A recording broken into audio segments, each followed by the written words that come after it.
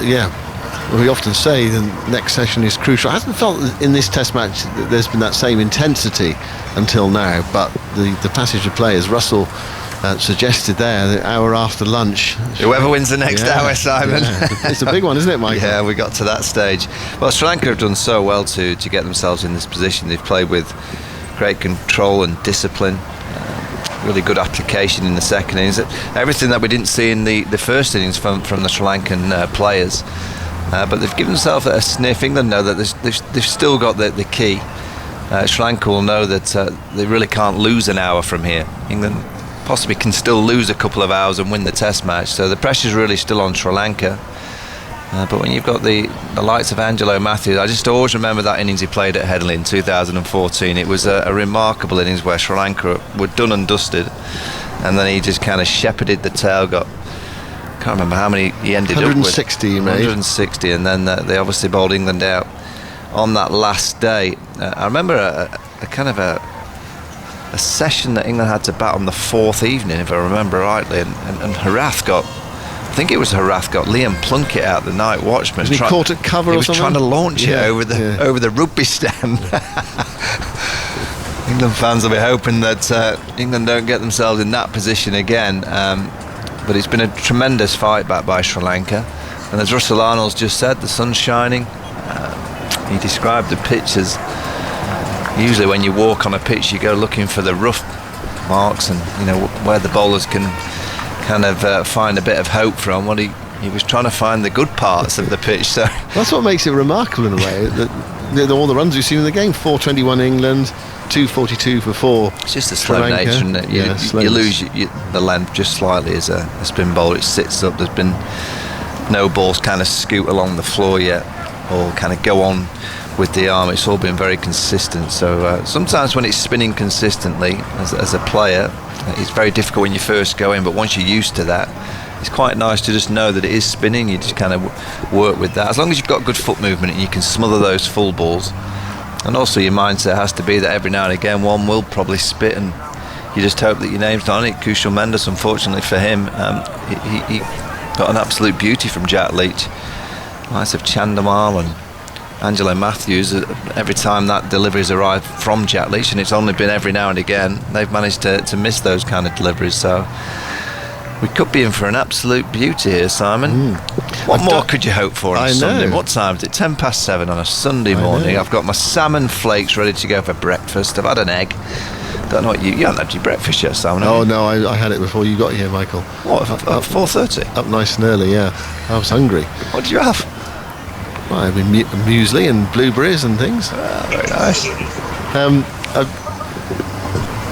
I've dug out that Test match for 2014, and one other thing of note in that game is that Sri Lanka made 257 in the first innings. At one stage, England in their reply were 278 for 2. So they were about 20 ahead with 8 wickets in hand, and they managed to lose the game. And they were in other winning positions as well. So they made 365, and then Sri Lanka at one stage were 277 for 7. So they were not that many ahead. 277 for 7. So what they've been ahead there. I need Zoltz really just to do the maths on this. So England had a first innings lead of 108, something like that, and then 277. So they were 160 ahead with 3 wickets left, and ended up making 457. Adding another 180 for the last 3 wickets. Harath played really well. He made 48. Matthews 160, and then England, well, they were 57 for 5 when Plunkett was out, and no team had ever survived the last day of a Test match. Full day, the last 5 down overnight. So if you were 5 down overnight, you always lose. And England got within 2 balls of surviving. Anderson was out the penultimate ball of the game. I think one of the brilliant Test match. Alistair Cook hates it, of course, because that was a game he was under real pressure. Yeah, I remember that. I actually, it was a horrible experience. And of course, he talks about a captaincy session where, he had the field back and it didn't work, and it was horrible for England. Anyway, Best is going to start after lunch. Australia have just started their second innings at the Gabba. We'll keep an eye on that, the closing stages there. And it's Matthews is on strike, and that one spits and he gets it off the glove, but there's no one in that leg trap on the onside, backward a square, and it goes to short fine leg, and there is no run. But that's a bit of encouragement for Bess after lunch. Again, every time you see that, taking a chunk out of the pitch, I mean, that's the thing, there's a puff of dust it comes up, and you see it more on the super slow-mo, I suppose, so in a way it's sort of exaggerated. Bess bowls, and Matthews there, rather squared up by that one, but gets a single into the offside, and they're through for a single. One more to Matthews. 248 for 3 is the score.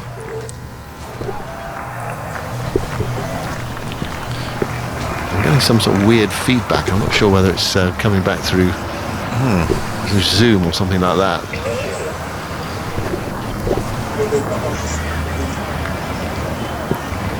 Chandimal is on 20, he's on strike. Bess goes into bowls him edge, and he caught low down at slip. He is, I think, low down, and Bess strikes in the first over after lunch. Chandimal on his way for 20. It just carried to root at slip, and it's 243 for 5. Well, we talked about the importance of this session, and England have struck early. Well, it's a really good delivery. It goes on with the arm, so it pitches just outside of off stump. I keep saying there's an off spin in this kind of wicket ball to Joss Butler's right glove. He was probably just inside that line, and he just came back a little bit, but I think Chandimal was playing inside and expecting it to turn more. Finds the outside edge, and as you say, Simon, he just managed to carry through to Joe Root, the perfect start, and a big boost for Dom Bess, because it's one of the few wickets that he's got in this game that he's really bowled the batsman out.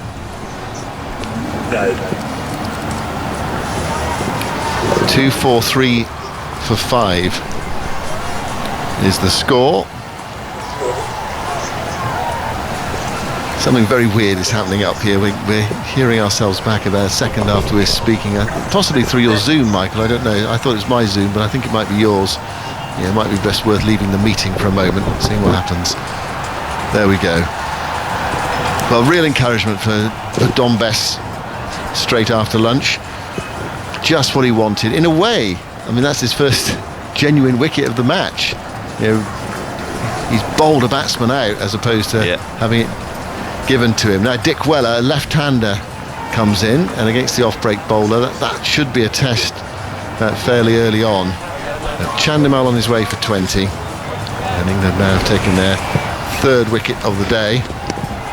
Prodding at it, and Root with a good low catch. There was absolute delight on the face of Joe Root.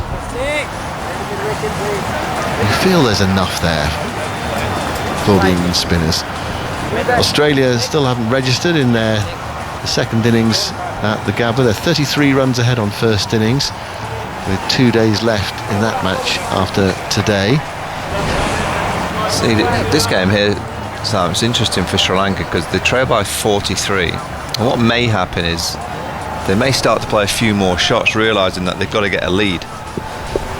And by doing so, they may offer England a few more opportunities. I mean, Matthews obviously is the key because he's so experienced, he's done it before. But the likes of Shanaka, Hasaranga, they do like to play the strokes. Well, here's Bess bowling to Dick Weller, the new batsman. He plays defensively to his first ball, and there is no run.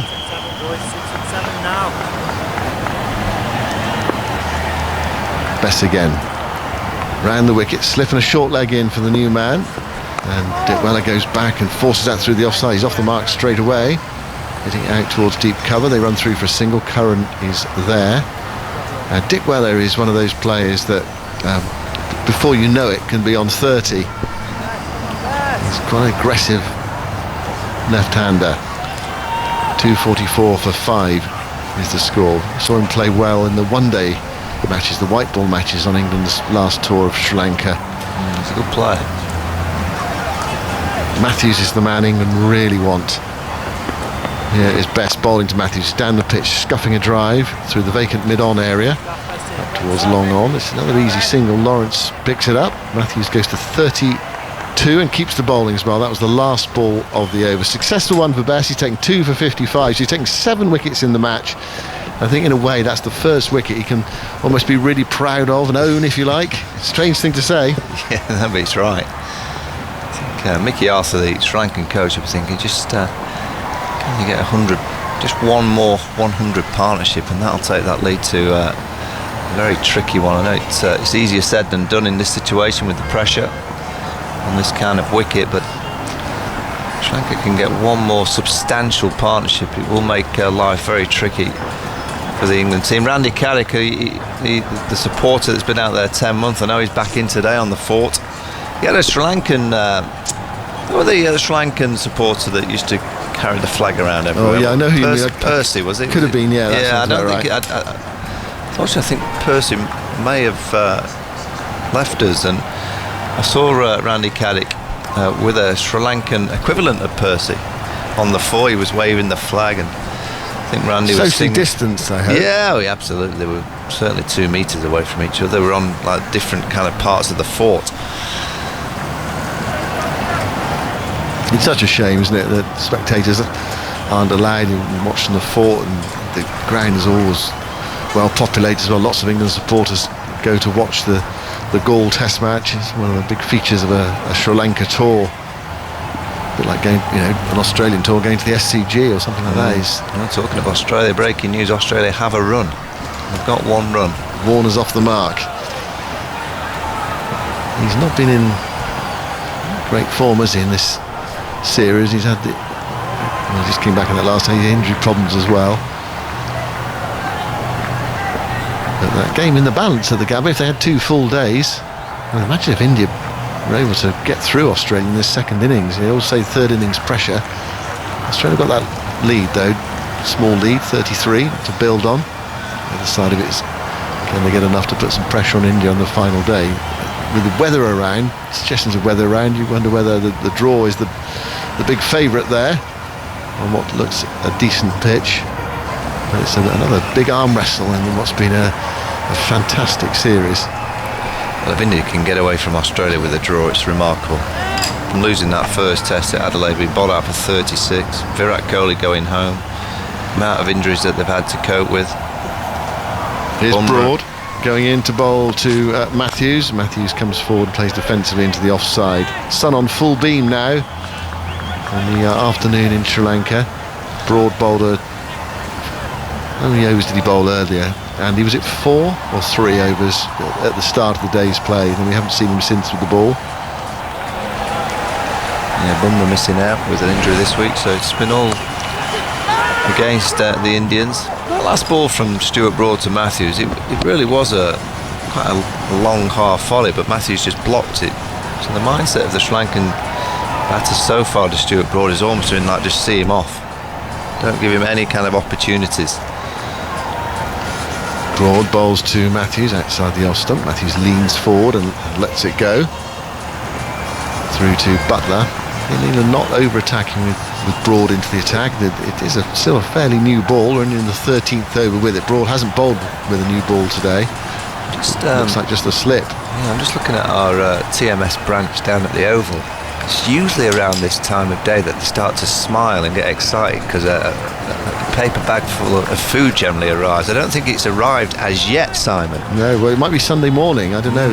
Delay, yeah. Delay, We'll have to wait till 8 o'clock. Everything opens a bit later, doesn't it? A few grim faces down there. They're not happy, are they? Tough as under his flat cap.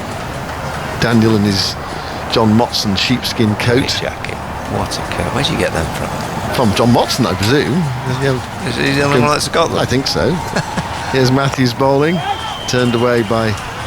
Here's Broad bowling to Matthews. Matthews turns it away into the onside, picked up at mid-wicket, and there was no run. I bet you do a lot of the football. You need one of those in the winter when you're going to do your reports on Bristol.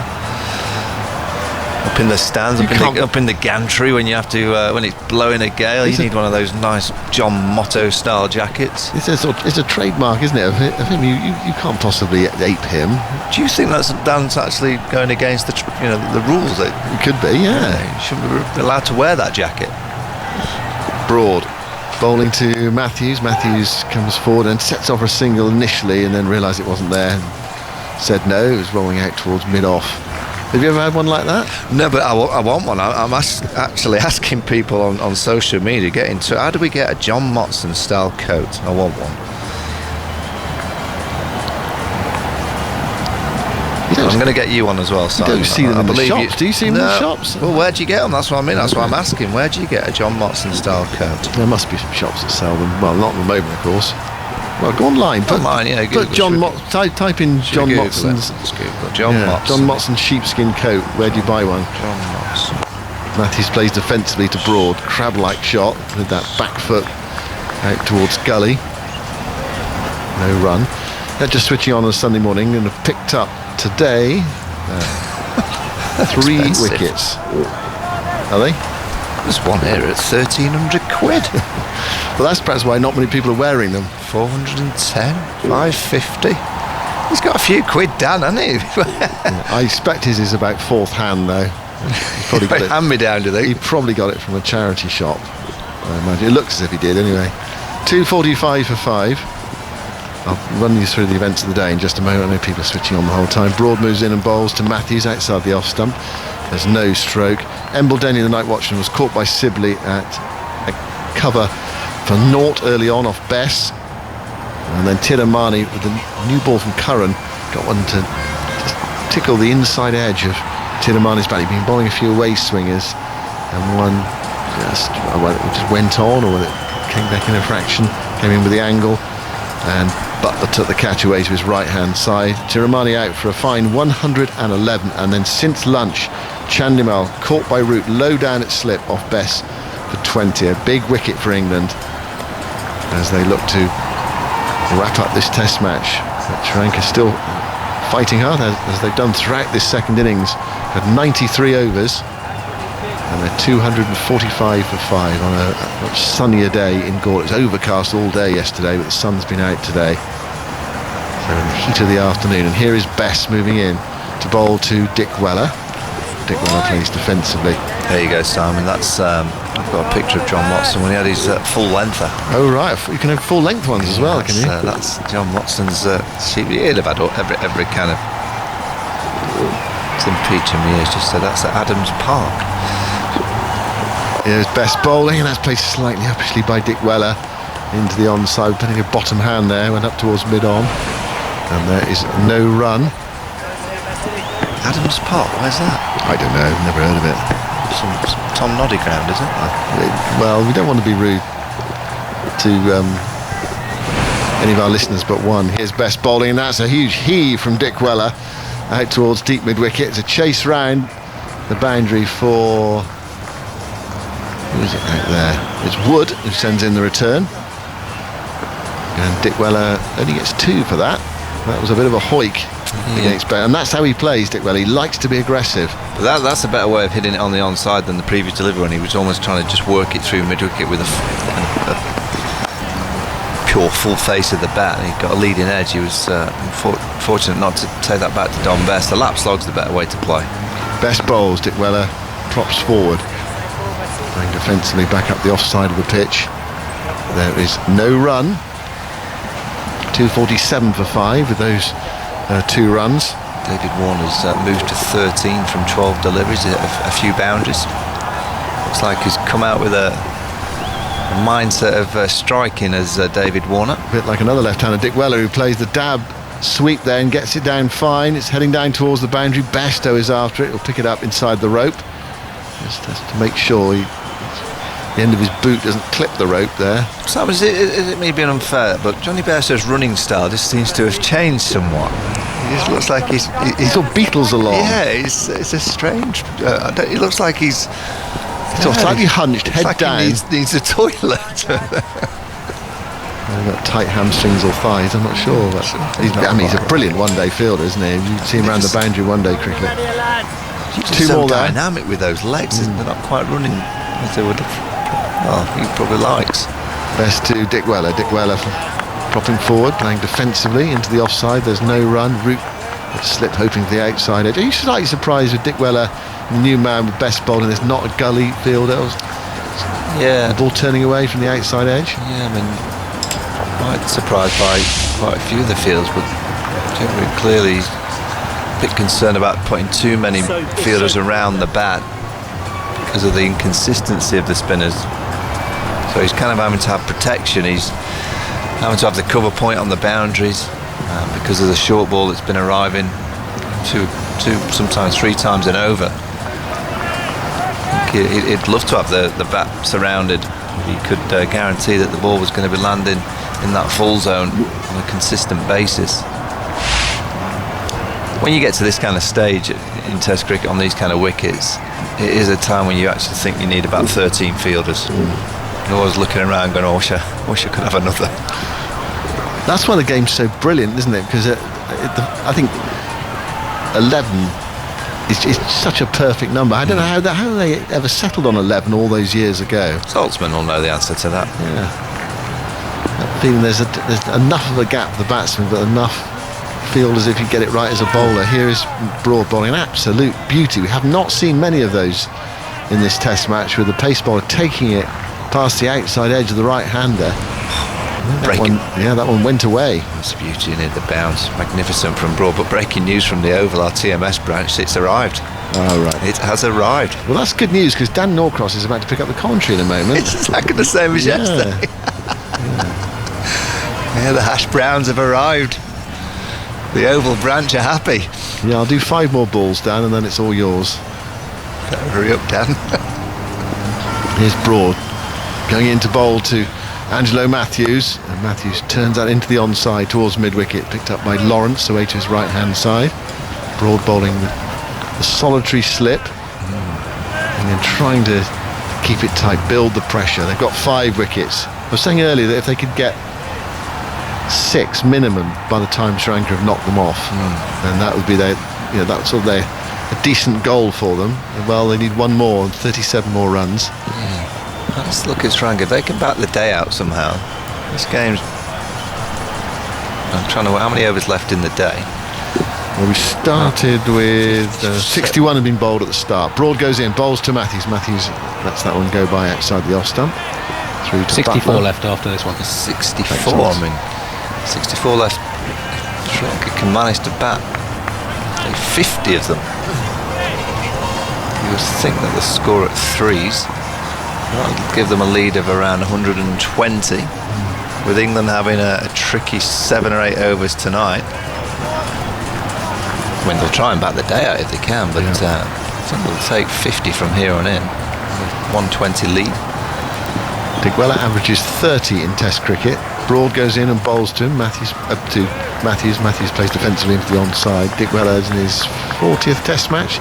15 half centuries. He's yet to score a Test match 100. His highest score is 83. His strike rate is up towards 70, which is on the more positive side of things in Test matches. ODIs, he's up to 93, and T20s 138. So that gives you an indication. He's a bit of a dasher, but he's played within himself so far, apart from that one sort of slog sweep into the onside. Broad goes into bowl to Angelo Matthews. Matthews plays defensively again towards cover, and there's no run. It's almost as if Matthews said, right, I see Broad as a bit of a threat here. He's clearly a champion bowler, all those wickets behind him, 517 Test match wickets. I'm just going to see him off, not take any chances against him. Yeah, it's like the ultimate respect that you can show a bowler, isn't it? Even in the conditions when the seam really isn't there's no swing, no uneven bounce. Angelo Matthews is just saying to Stuart Broad, we're happy for you to be out the attack. No chances taken at all so far against Broad. Broad goes in, bowls to Matthews again. A block into the offside. It's a bit like the last 10 overs of a Test match when you're playing for draw. But Matthews is approaching it. It's Broad here, blocking him. End of Broad's over. It was 85 miles an hour, that delivery. 2:49 for 5. Matthews 32. Digwella 5. I hope you've had time to have your breakfast, Daniel, because it's all yours for the next 20 minutes. I think Zoltz might want to say something as well there. Well, Dan finishes his mouthful. Just to highlight what a key wicket that was for Dominic Bess. Sri Lanka's highest first innings deficit overturned was on this ground in 2015 against India. They were 192 behind on first innings, and in their second innings, having lost both openers for naught, Chandimal coming in at 6 scored 162 not out of 169 balls and took Sri Lanka to 367 all out, and they then bowled India out for 112 to win by 63 runs. So it was one of the finest innings of the millennium so far. Good wicket for Bess. Don Bess starts a new over, and his first ball is pushed back up the wicket. The left-handed Dick Weller, and there is no run. Thank you, Andy, for being collegiate, thoughtful and helpful at that time. I saw Simon trying to hand over to me in mid-chew. It won't be forgotten. Is it 4 on the trot, Dan? Same again? Well, same restaurant, slightly changed order. As Bess bowls full on off stump, Dick Weller pushes it to the offside. I had 2 of the same thing the first day, and then I changed it up yesterday and discovered something I'd never had before, and it is a thing of such remarkable beauty that I had to have it again. Marvellous. Yeah, I can't complain. Absolutely terrific. Bess, tossed up, pushed into the offside. There's no run. So what you're saying, Dan, realistically, is you've changed the order on day 4. You've just gone for more. Yeah, I have actually. I have. It's slightly embellished. Yeah. I'm intrigued by your jacket. Where do you get a jacket like that from? Well, it's got a poignant story to it, really. I heard you describing it as a John Motson coat. Yes, it is. And I would like to say that I would not be so presumptuous in this team as to wear the John Motson colour. It was swept by Dick Weller out through deep mid-wicket for 4. Lovely shot. A sort of left-handed version of the Joe Root shots we were seeing through much of his 228. The 250 is up, 253 for 5. Dick Weller has 9. You see, I see Aggers more in the Motti role. I see Simon, in this threesome. Motti is the Barry Davis role. So, Motti used to have the chocolate-coloured one. Yep. And then Barry Davis had one that was slightly lighter. And then I've got the Tony Gubber colour. I'm altogether more sort of, it's a more beige colour, do you know what I mean? Because we colour code from seniority downwards, don't we? And it's a leather coat, I love it. Oh, it stumps in Brisbane. I'll bring you the score shortly. Australia 21 without loss. That is a lead of 54 with only 2 days to go there. A bit of rain around. More on that in a minute. Bess bowls. That's swept in the air, just over backward square leg. It's Johnny Bairstow, who's in almost the perfect position, and he then scampers after that. We've talked about this new distinctive running style that Bairstow's got. It's almost like It's almost like sort of rugby player hurtling after the ball, being hit down the touchline. And the sweep got a top edge from Dick Weller, and it just evaded him. If he'd been Cameron Green's height, sort of 6'7", 6'8", he might have got a hand to that. It dropped tantalisingly beyond him, and he then ran back and scooped the ball back in from just inches inside the boundary sponge. And the Sri Lanka batsmen come back for 3. The deficit now just 30. Matthews 32. Dick Weller into double figures with that, 12 from 13 balls. So yeah, the coat. Well, it's a legacy from my late father. Oh. He bought it many years ago. I'd say about 30 years ago or so. But they don't half last. As Bessie said, horrible full toss, waist high full toss, over waist high. I think this will be a no ball signalled. That's just slipped out of Bess's hand. I'm surprised if it's not signalled a no ball. It was ghastly. He's lost his length a couple of times. Well, it hasn't been signalled a no ball. Is that Andy? Is that because in Test cricket the slow bowler can bowl above waist high no balls? I should know this, but I thought that had all changed. I think it might just drop below the waist by the time it. Because it's got to be above waist height on your stance, and because it came down the wicket, right, I think he was just okay.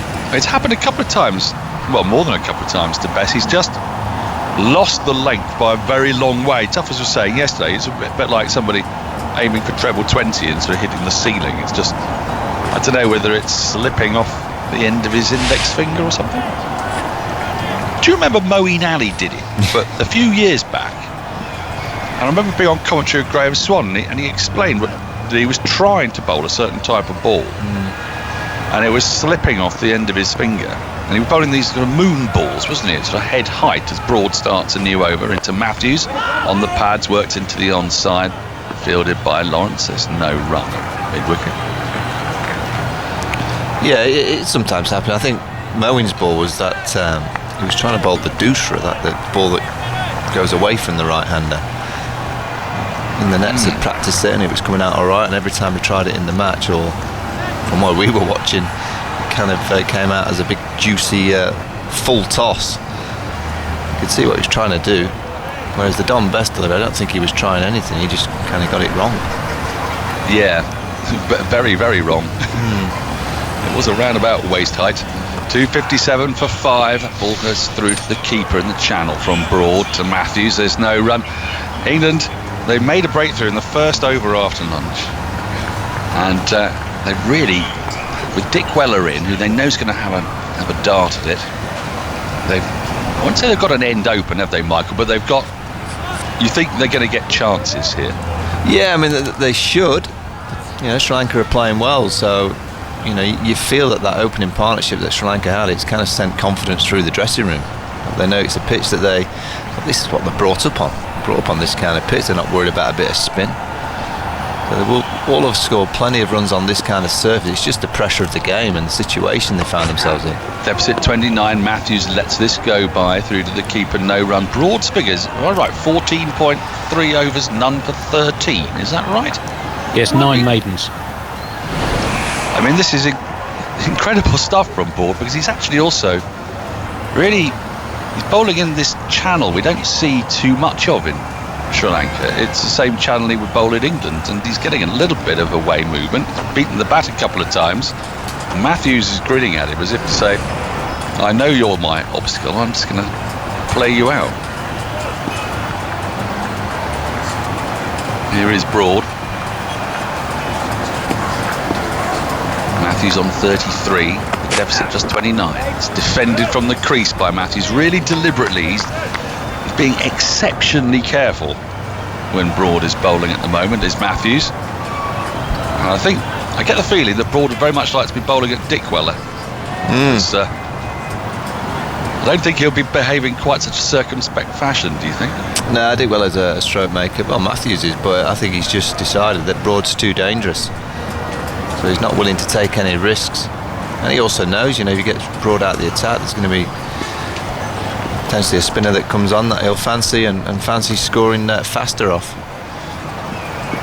Matthews pats the ground, waits in, there's a slip. Oh, it's beaten again. That is a fantastic ball, and he's turned Matthews right round.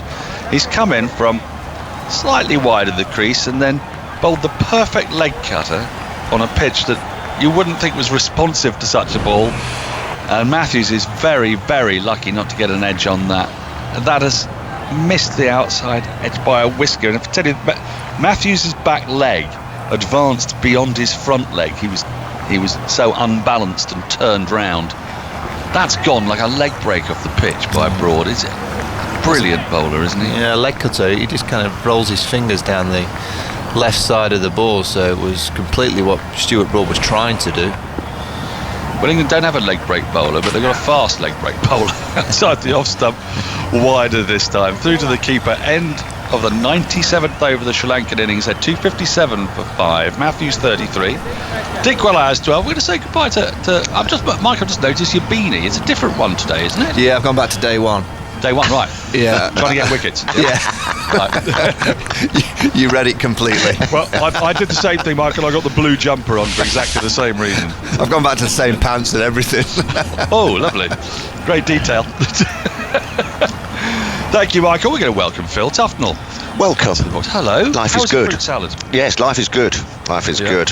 Nice bit of brekkie there as the sun rises over the oval. Isn't it? Beautiful glorious, sky, actually. For it the is. First time in this test match, we've got a clear, virtually entirely clear blue sky with tiny little dots of purple cloud that are being gloriously backlit by the giant orb at the centre of our solar system. Very nice. No, things are good. Don Bess is bowling a little bit better. He's getting that more consistent line and length and trying to drag the left-hander forward. Dick Weller, that's where you've got to be. You've got to get him forward on this kind of pitch. Slip is in, 2 boundary riders on the leg side, a deep square leg, and he beats the outside edge with a perfectly delivered off break to the left-hander. Beauty. Off stump, maybe even tighter to off stump than that, and then it fizzed past the outside edge of Dick Weller's bat. Yeah. That's wonderful. That's exactly where he wants to bowl it. Yeah, that is the length. Now there is deep square leg and a deep mid wicket, as Dick Weller has shown that he's willing to slog sweep against the turn. This is a little shorter, and Dick Weller can get right forward, push it back up the wicket. There's a smile on Dom Bess's face. He's managed to land a couple where he wanted them. The problem Bess has had is actually getting 12 to 18 balls in a row, isn't it? Yep. And he comes in off this 4-5 paces and leaps and short, dabbed down by Dick Weller to backward point. Leach with the right-handed throw. They come through for a single, which will annoy Bess because it means the right-handed Matthews is back on strike. And I'm surprised I haven't seen too many arm balls, really. I mean, I know there's natural variation, perhaps that's what they're looking for, but actually a genuine arm ball, because if you are slightly erring on the short side, just bowl that one that sort of swings in and just carries on with the arm, because that means they just can't go back with that sort of comfort, knowing that it could just, you know, keep coming at you and bowl you or hit you on the pad. So, you know, if things aren't going so well, perhaps the arm ball can just keep them a little bit more trapped in the crease. Deep square leg, deep mid wicket, long on, full from Bess, just pushed to backward point. Wood does the fielding, there's no run. So there are boundary riders out, there's a short mid wicket in, and there's a slip in. But it's not a particularly attacking field, with Sri Lanka getting closer and closer to wiping off that deficit. 28 now. Only 28 to make England bat again. Turn back into the pads of Matthews sharply this time, who was stuck on the crease and got outside the line of the off stump. LBW was not going to be in play. It bounced a bit too much. I think could be going over the top as well. Yeah. But just looks more in rhythm, doesn't he? Dom Bess, as you say, that. Got a little inside edge. Oh yeah, little inside edge onto it, but that's the length again and the line. Looks a little bit more in rhythm. Forward short legs in, might be in business. Sweep from Matthews, straight to Jack Leach. Short backward square leg, end of the over, the 98th over. Sri Lanka 258 for 5. A lengthy up some from Phil Tufnell as I finished the last bite of my breakfast. Oh, okay, lovely.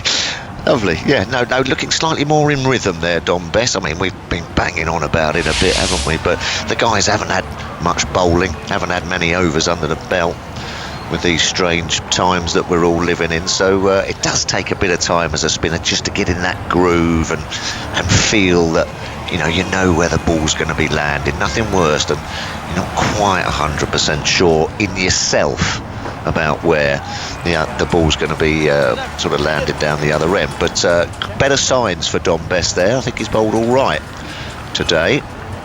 And that delivery from Stuart Broad, I mean, he turned him into an S, didn't he? Turned him into an S, the batsman. It was beautiful. Yeah, it wasn't. If Broad's going to bowl another over, though, but Bess hasn't helped him out much there, because he bowled that over in about a minute and a half. So yeah. Give us a break. 7 degrees and 100% humidity. And well, you've got to think about that sometimes. I mean, I used to skip through my overs a little bit, and the old seamers used to go, all right, Phil, just take your time a little bit. With a shoelace here and there. Well, yeah, or just walk. Just walk. Because when it was my time to bowl, I always used to sort of get a bit of a quick walk to my mark, you know what I mean? Yeah, you wanted to get on with it. Yeah, that's right, I was there and ready. Broad in again, so the left-handed Dick Weller this time, I think he'll be annoyed with himself because he's just bowled a loose one on the hip, and Dick Weller can get off strike, turn it down to Mark Wood, who comes in from the long leg boundary, really fine leg, 259 for 5. Yeah, so you've got to think of your mate a little bit, who's pounding in the other end. Was the first run conceded by Broad in this spell off the 19th ball. Now, what's Michael got? He's got kiln smoked honey roast salmon lovely flakes. I love them. My cat used to love those. He did. Very posh, my cat. You was going to say, your cat got a throne and a crown. Yes, he did have. Toga. Oscar. He was a lovely boy. Oscar, that's a very noble name. Yes, he loved those. Okay. Brought into Matthews. Matthews defends. He's defending with such caution, and he's defending so late that it's quite ungainly to look at. It's all a sort of sprawl of hands and bat and legs at the moment because he's so determined not to let Broad get through him. And I think he's also perhaps been a little bit spooked by the couple of leg cutters because it's not what you're expecting in Gaul, is it? No. Beaten by Seamer on the outside edge. Well, I'm glad someone else likes fish for breakfast. I'm not the only one. Oh yeah, I love smoked salmon with a poached egg, a hollandaise, and a muffin. Yeah. A bit of chopped chive. Sometimes you get some very strange looks. Pepper, cumin. Through to the keeper. Outside the off stump, left alone, no run. I love a kedgeree. Love Christmas. a kedgeree. Yes. A very dear friend of mine called Henry sent for me to have a food pass. I feel very bad about this. With lovely fish in it, and it included the most easy to make kedgeree I've ever had. Yes. And I had it for breakfast on Boxing Day. Wonderful. I made me weep with happiness. Oh, well, there with the poached egg just running into the Fortnum and ricey Masons. spice. down in Dartmouth. Oh, It lovely. came from. Lovely. Yes, absolutely delicious. Wept. Broad into Matthews. Played off the back foot, offside up to Curran at mid-off, no run. I don't think it's an exaggeration. There was a bit of a tear. Yeah, it's tricky, kedgeree, because it can dry out. Exactly. Yeah, you've got to get it just right. But this came with all the ingredients you needed and the instructions. It took about 15 minutes to make, and then the egg just oozed into its ricey, fishy, smoky, delicious spiciness. India, didn't it, originated? Is that right? Yeah. Would make sense. Yeah, kedgeree. It's a brilliant invention. It is indeed. Almost up there with Test cricket, but not quite. No. And I've been dying to ask, actually, Andy, why have you got Stonehenge? Has this been asked? Hold on. Broad in. Oh, and that's hit the pad. Left alone. Broad loves it. Not out. Won't be given. Not sure they'll refer it. It's not going over the top, I don't think, but it's too wide, and it's only brushed Matthews' pad. They tried, but they have not succeeded. And if it is going to hit the stumps, it would be the tiniest feather. So Root has not bothered to refer. He knows his bowler well enough. Stonehenge, Andy. Why? What's the thinking? We're not at that stage yet, are we? No, it's the I believe the 4,689th anniversary of the building of the first set of cricket stumps in England, which of course Stonehenge. See, we're looking at Andy Zoltzman via a big Zoom meeting. You'd have seen some of the output that Henry Moran has been putting out on the TMS feed. Short, played from the crease by Matthews, defended at the onside, just the one run from that over off the first ball. Another really good accurate over from Broad, 259 for 5. And so I'm able to see Andy. He's able to gesticulate to me when he has matters of statistical importance, which is most minutes. And I can see that behind him, his backdrop is Stonehenge. He's not literally at Stonehenge, we don't think. No, not hovering about 40 feet above Stonehenge. I've touched the stones at Stonehenge. Have you? I was allowed in. Yes, into the inner circle. And did you sense the aura of men in woad? Well, I did. There was a little bit of a frisson. Yeah. As I was rubbing the stones. You were connected back through it was a little eons bit of time. A little bit. I did get a bit of a shared experience. Yeah, a bit of a fizz. There was a bit of a fizz. Yeah, very lucky boy to do that. 'Cause not a lot are allowed in. Jonathan Agnews arrived with his dressing gown. It seems the right time for him to pick up this conversation about Tuffers and his communing with the stones at Stonehenge, where he discovered a whole new spirituality. Well, I'm sure. So over to you, Jonathan. Well, thank you very much. 259 for 5. I was just doing a tea run downstairs. Sorry, I'm a little bit late. There's been some movement finally up here. A bit of sunlight coming through. We've almost got a sunrise this morning, which is nice. Well, we were just mentioning it, John. There's sunrise at the Oval. Is that good? 259 for 5. Just 27 runs in it, and the left-handed Dick Weller's on strike. And in goes Bess and bowls him, gives himself a little bit of room, forces that away into the offside, and there's no run. Now, Dick Weller's an interesting character. Yeah. Let's go veer away from Stonehenge for a second. Well, Doing some research. He's actually named after a town, or at least there is a town named Dick Weller in the Matara area of Sri Lanka, which is down towards the south. So he's named after Sri Lankan town. Here he comes playing forward, and there can't be many cricketers in which their first name is also their last name. Well, his name's Dick Weller. Dick Weller. He's Dick Weller, Patabendije, Nalanta, Nilashan Dick Weller. Top name. Yeah, it's like you being Philip Charles Roderick Tufnell Phil. Yes. Wow. 259 for 5. He's averaged about 30 in Test cricket. He's on 13 at the moment and plays that back to the bowler. So there you go. Yeah, I wonder what goes on in Dick Weller then. It's obviously quite a big town, or sort of renowned for something. Yeah, I've not. Have you been to Dick Weller? No. It's what it says. If I'm looking it up here, resort and spa. Oh, nice. This is played off the front foot by Dick Weller, the aforementioned, and played back up the pitch, and there's no run. I suppose it's better than Croydon. Penge. Actually, the one I'll get some horrible hate mail, but I've always felt a bit sorry people live in Staines. But there you go. I mean, that's just a personal thing. Here's Bess round the wicket and tossing this. I'll get some horrible messages for that. That's yes. flicked away down to fine leg, and they take a single. Well, never mind, has to be said. Yep. So Dick Weller. Oh, I keep getting the cricketer now, and I'm trying to commentate at the same time. But I've got a Dick Wikipedia Weller South. entry. There's Dick Weller and Dick Weller South. Oh, is there? Yes, it's a small coastal town in Mathura. It's the southern province of Sri Lanka. It's 22 kilometres east of the city of Mathura, where we have played cricket. England have played at Mathura. Well, I suppose it's handy if you get lost. Yes. I don't know if he's sort of given the freedom of it. So Dick Weller's noted for his long sandy beach and sandbars, making it safer for swimming. This is a reverse sweep from Matthews. Oh, close. Arms raised, almost went straight into his stumps. Fielded at short fine leg. There's an enormous Buddha statue, which there often is, of course, in Sri Lankan towns, and it looks to be at the map as if it is just about the southernmost point of the island. In fact, it's the location of Sri Lanka's biggest seated Buddha statue. He's 50 metres tall.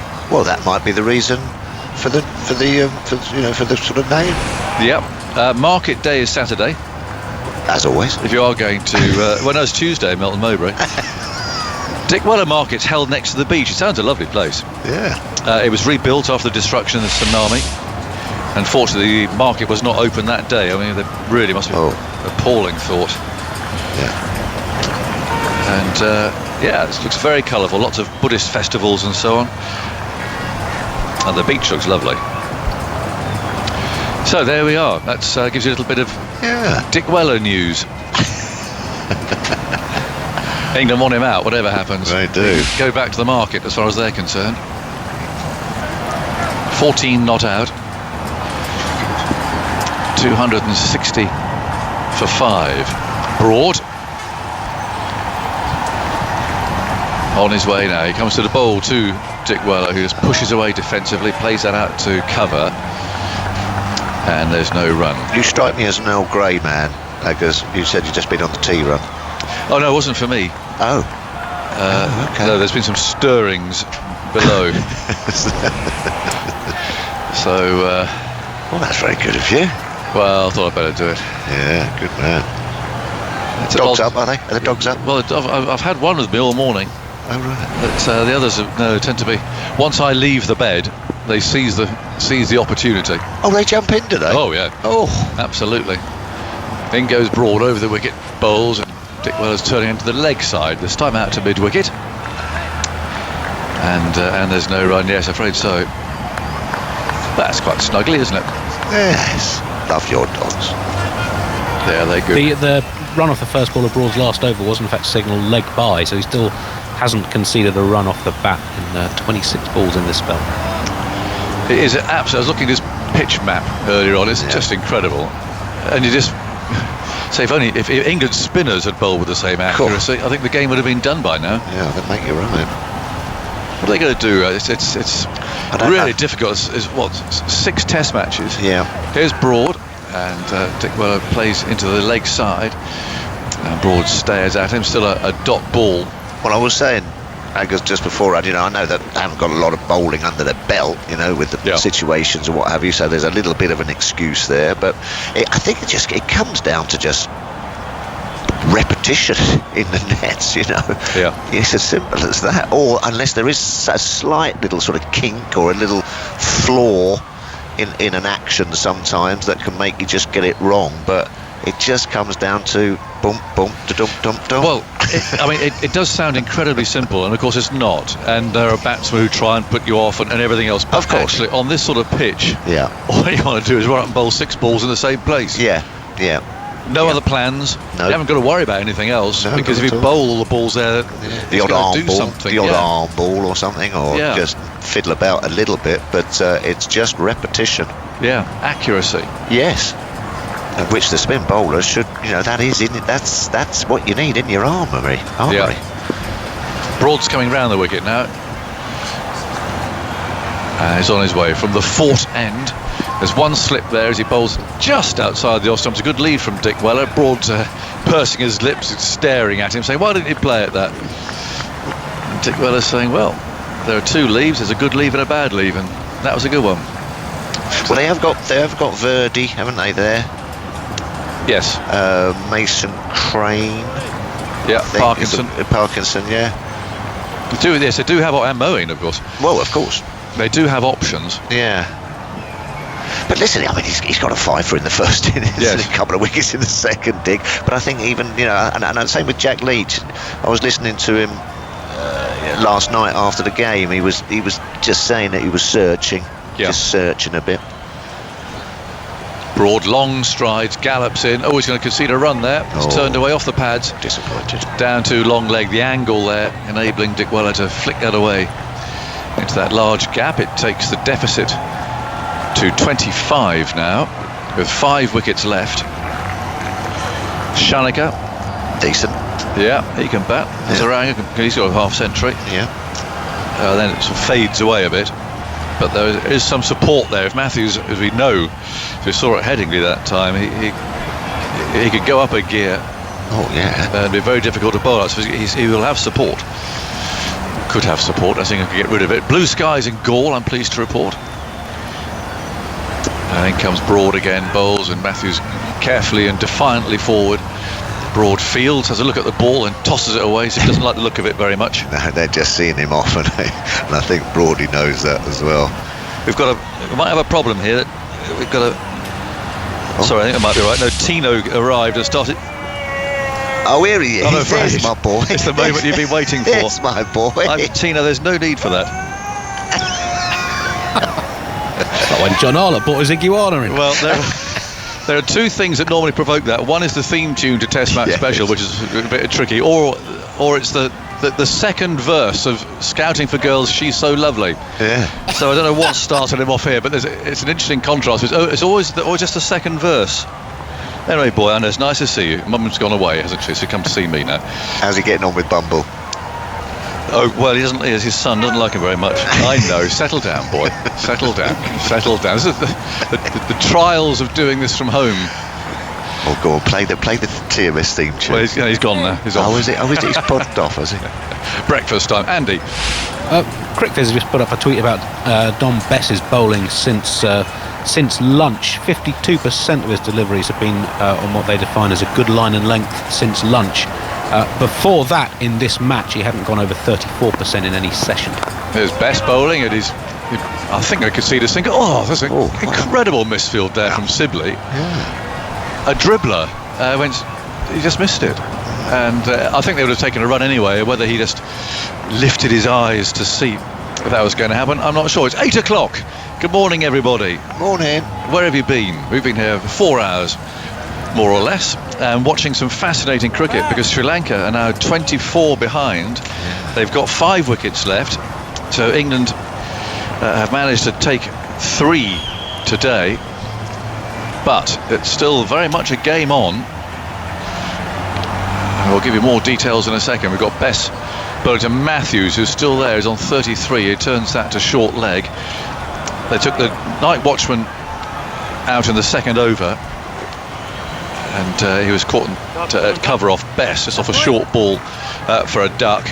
Tiramane got his second Test century, got to 111. He got a good ball from Curran with the new ball. He goes Bess again, bowls Matthews down the pitch, works that past short leg. There'll be another single there, out to mid wicket.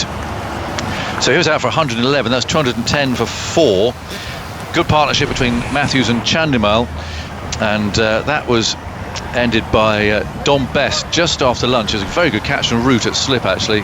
A ball that turned very sharply was then followed by one that just went on a little bit. He felt for the ball, found the edge, and he was out for 20. So that's the situation in the game. Matthews 34, Dick Weller has 16. 23 runs now before England will have to bat again. Bess goes round the wicket, and that's nudged away by the left-hander out to mid wicket. And it is, I'm afraid, if you're an England supporter, very much the same story of just a lack of consistency, a lack of maiden overs, lack of pressure, lack of accuracy, really, by the spinners. Not by Stuart Broad, who's bowled 17 overs for 14, bowled 11 maidens, which I'm just totting up my head is just about more than everyone else put together. An incredibly accurate performance by the senior pro. He hasn't got a wicket yet. He goes Bess, a long hot pulled away, down past short, fine leg. There'll be a man out there who can pick it up and throw it back. Again, not a good delivery. 265 for 5. Curran's taken 2 for 37 from 11 overs. Dom Bess 2 for 72 from 25. Mark Wood 11 overs for 34. Jack Leach taken 1 wicket for 85 from 29 overs. And Root and Lawrence have bowled 8 overs between them for 20 runs. I fancy a bit of Mark Wood to Dick Weller. Do you? Yeah, I think that could be a good change. And soften him up. Well, just get that bat swishing outside off stump a bit, you know. That bit of extra pace seems to provoke a shot, doesn't it, sometimes, against a fellow who likes to get on with it. Dick Weller 17. Bess tosses that up. It's very full and driven Sibley Fields this time at cover.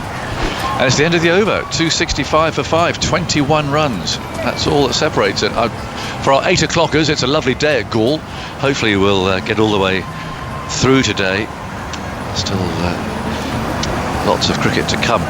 Roundabout's quiet. Of course, the roundabout's very quiet. Nice quiet Sunday in Gaul. Just looking up to see how many overs there are left today, but it seems to have vanished from my... 57. 57 again. That's a lot of cricket. I mean, England could still win the game today. But, at the moment, Sri Lanka, though, doing their very best to make it as difficult as possible for them.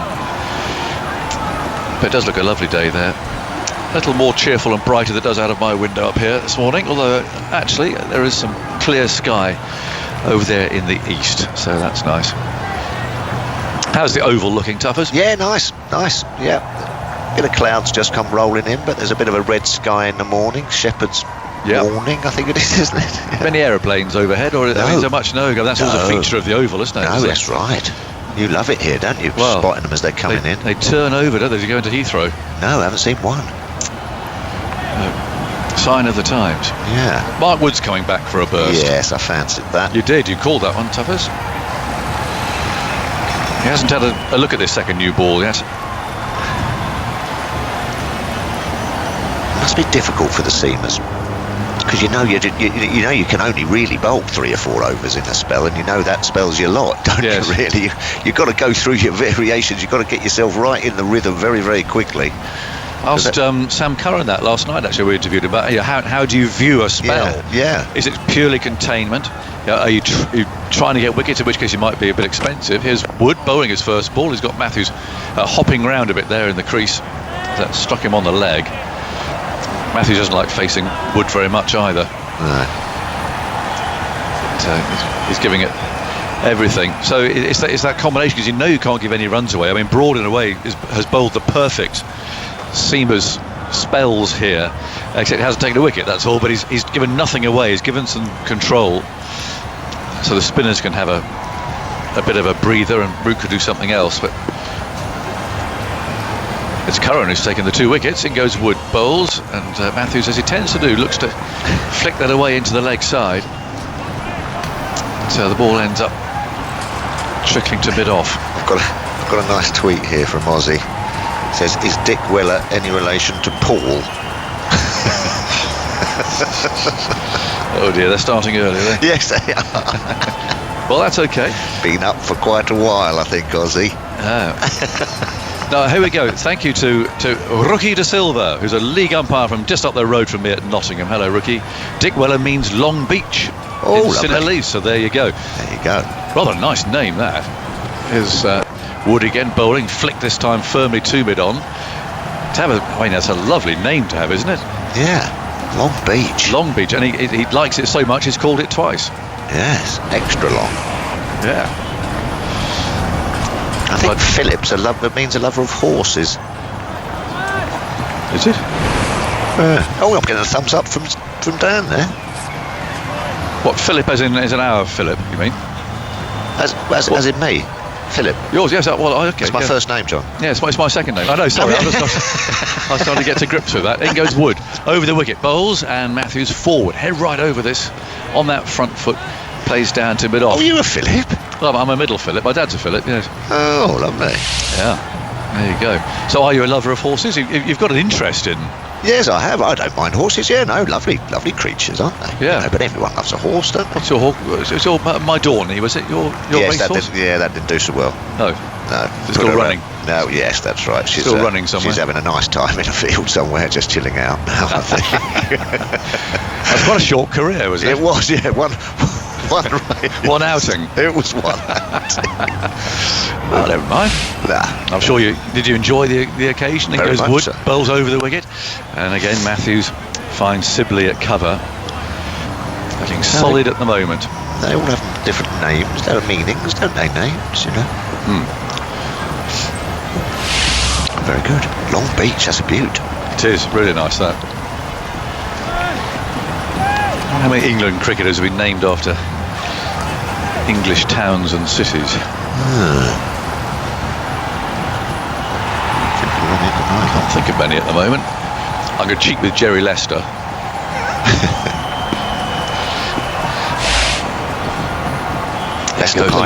Wood bowls outside the off stump. Back goes Matthews again, finds cover. Did I hear an offering there from somebody? Well, sadly, Cleethorpes McGonigal never made it to the test team. Oh no! Quickly on Stuart Broad, 4 spells in this innings: 0 for 2 off 4, 0 for 1 off 4, 0 for 10 off 4, 0 for 1 off 5. 7 scoring shots in 17 overs. And it's not as though he's running up and bowling wide of the stumps or something. No. He's just bowling an absolutely perfect channel. Top of off stump. Just everything. Is it whether it's over the wicket or round the wicket, right-hander or left-hander? It's just absolutely perfect. So the game very much in the balance. Intriguing day's cricket in store. Time, I think, to hand over. Philip, I think I'm away, and you'll be entertained by Simon Mann. Good morning. Well, this arm wrestle of a test match continues. Sri Lanka, it's almost as if they put out 11 different players in the second innings compared to the first innings.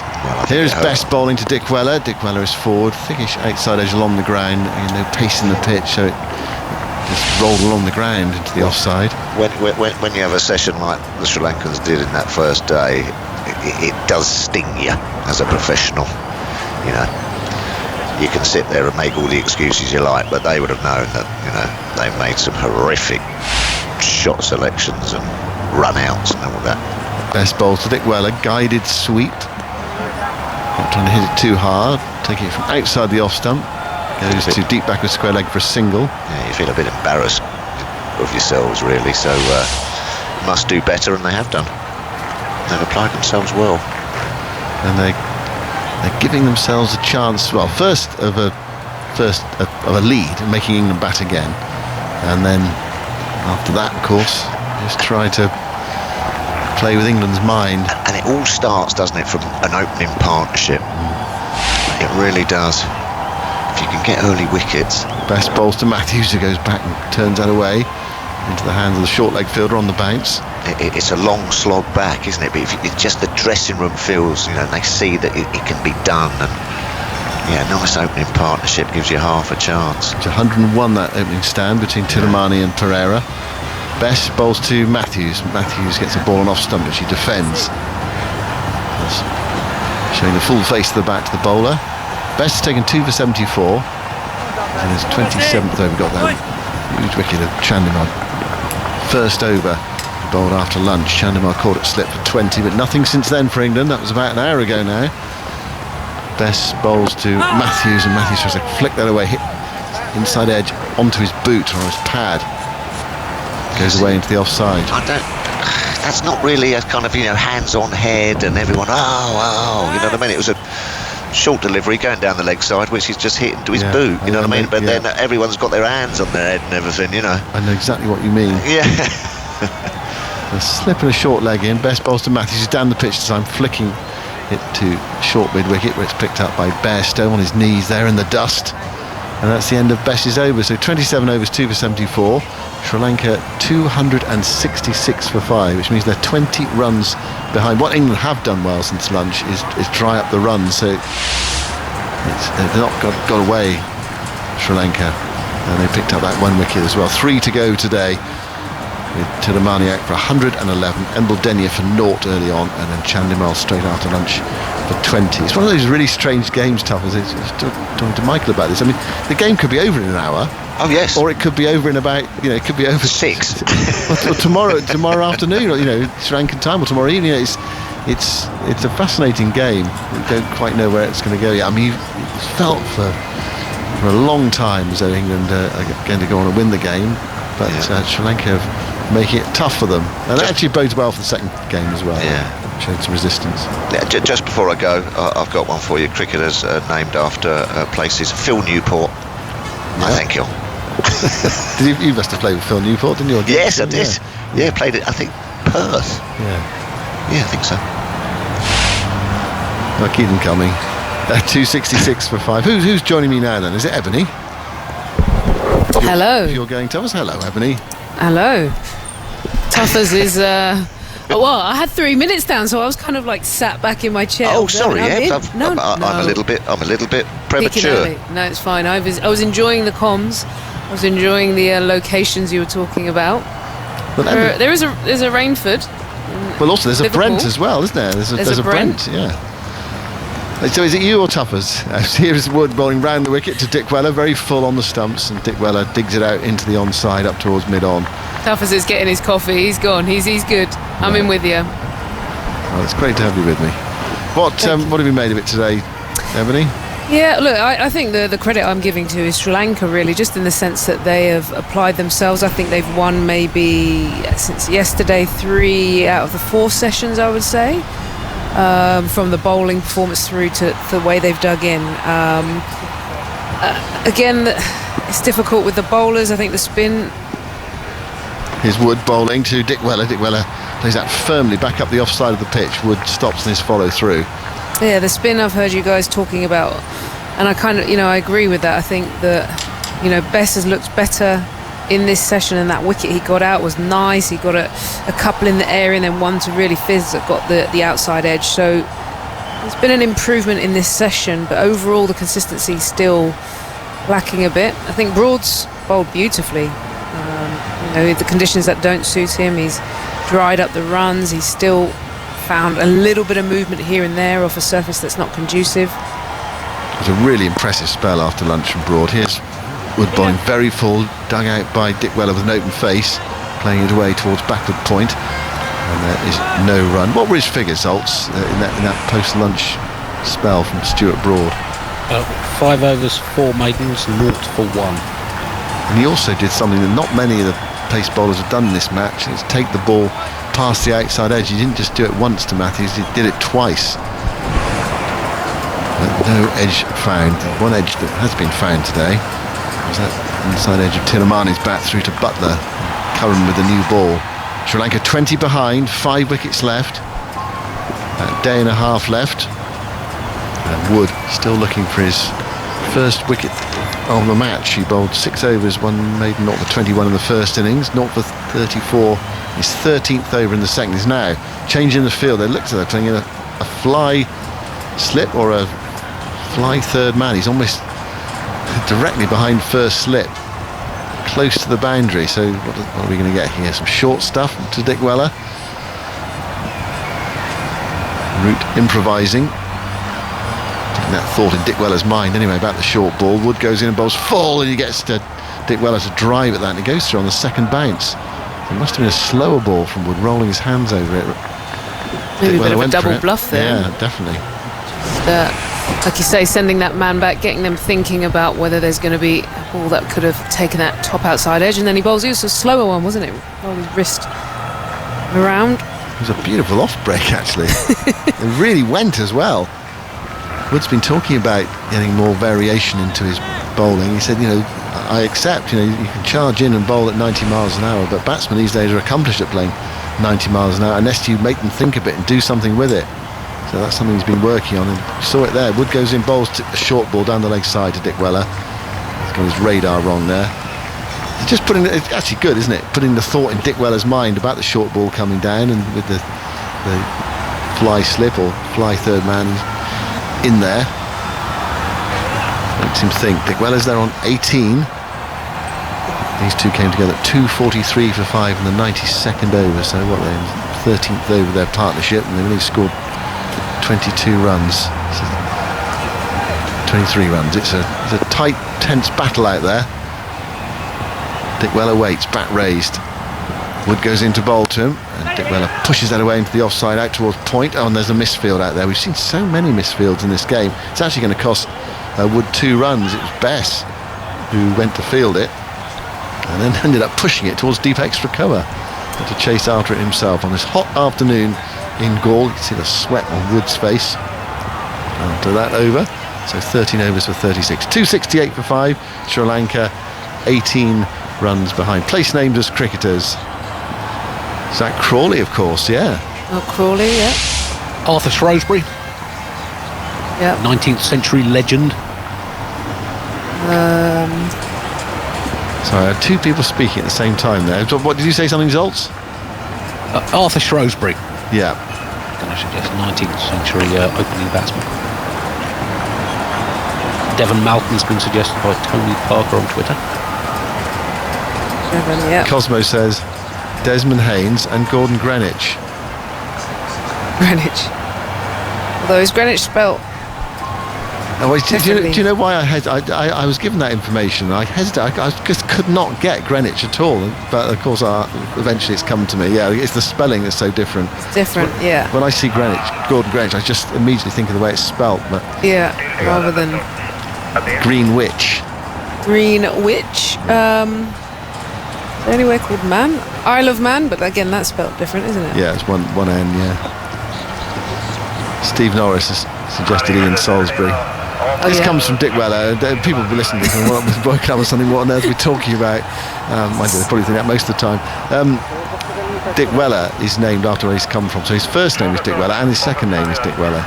Oh. So you obviously weren't listening at the time. No, I was listening. I didn't realise the first name was. I thought we were just going on the Dick Weller. I heard obviously Tuffer's getting stuck in with Aggers as well.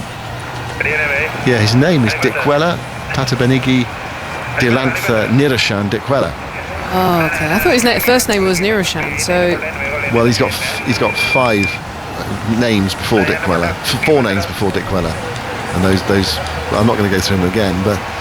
There can't be that many people whose first name is the same as their last name. Well, Brian Brain was close, wasn't he? The old Worcestershire and Gloucestershire pace bowler. Not much imagination from the parents there on Brian Brain. Neville, of course, yeah. I know an Alexander. Do you? Yeah. Might be listening, actually. Alexander, yeah. The players, I think, are having a drinks break out there at the moment. England taking those 3 wickets today, with Embledenia caught by Sibley off best for naught, and then Tidamane, who made his second Test 100, caught by Butler off the inside edge. Delivery from Curran for 111, and Chandimal caught low down by Root. That slip, 2 hands straight after lunch. Wicket for Bess. So Curran's taken 2, Bess has taken 2, and Leach has taken 1. England are halfway there, but it feels as though they've got a long haul still, with 5 more wickets to go. Just feel like if these two kind of get, knock off these 18, and then all of a sudden, maybe they do add another 100, 120 is possible. with the likes of Shanaka to come, and then maybe I don't necessarily assume Sri Lanka will win still. I still think it's in England's favour, but in terms of how we'll assess this game as a whole, I suppose from that lead, that huge lead and opportunity England had, and then we look at the performance in the field with the ball and missed fields and a couple of drop catches.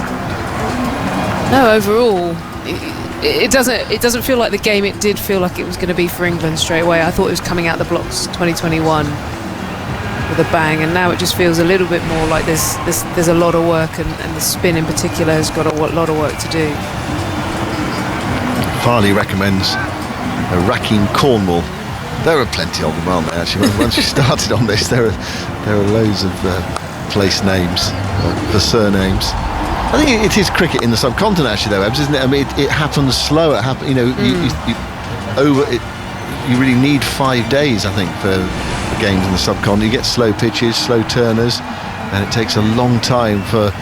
We talked about an arm wrestle earlier, for one side to push the other side's arm down. They're straining every sinew, and eventually, you see it happen in India quite a lot, where the game is tight for 3.5-4 days, and suddenly things happen really quickly. Bizarrely in this game, of course, it happened quickly on the first day, and I think that's why Sri Lanka is so disappointed with their efforts on that first day. They really wasted an opportunity to get themselves right in the series, get some runs in the first innings. They've got 250 in that first innings even. Shaped up quite differently. It didn't feel like too much to ask, did it? 250 in the first innings, minimum, really. We've seen that in this second innings. But I don't know what caused that. I mean, they lost their captain on the eve of the game, Karen Naratne, with a hand injury. They've just come back from South Africa, where the pitches are bouncing. They're playing on the high veld as well, where the ball flies. And they hadn't been back for long, where they just couldn't get into the right place mentally for the first day of another Test series. I don't know. But it was such loose batting. Here's Root bowling round the wicket into the rough outside of Matthews' leg stump, and Matthews offers the pad, and it goes to short leg. 268 for 5. So Root giving himself a go into bowl to Matthews, who's back there clipping that into the onside. And again, there's no run. Root bowls 6 overs for 10. I think is it first bowl of the day for Root? I can't remember him bowling today. Yes, it is. 268 for 5. Root to Matthews. Matthews leans forward and plays defensively to short leg. Sorry, yeah, he's had a tidy economy though. Kept things tight. He's bowling quite quick yesterday as well, up to sort of 60. Had a couple in. Yeah, trying to hit the pitch really and trying to get something out of it. Grips as well. Reverse sweep from Matthews, struck on the pads. A very optimistic shout for LBW. It's hit him outside the line. Do not review this, Joe. He's going to talk to Butler. But if England review this, they will toss away a review.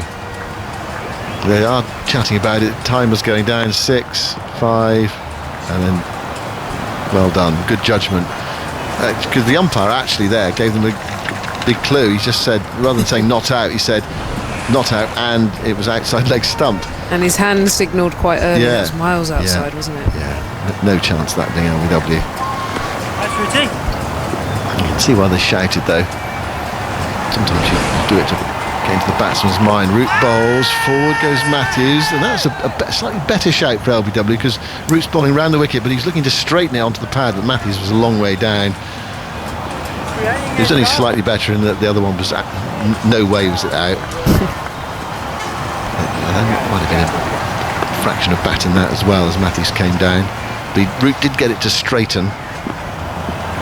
268 for 5. Root bowls to Matthews. Matthews plays that quietly to short leg. And there is no run. That's the end of Root's over. So Sri Lanka on a go slow here, but what they're also doing is they're making the flow of wickets very slow as well. 268 for 5. England have been out there for 106 overs on a warm day. I see some clouds in the distance, but it's sunny by the seaside.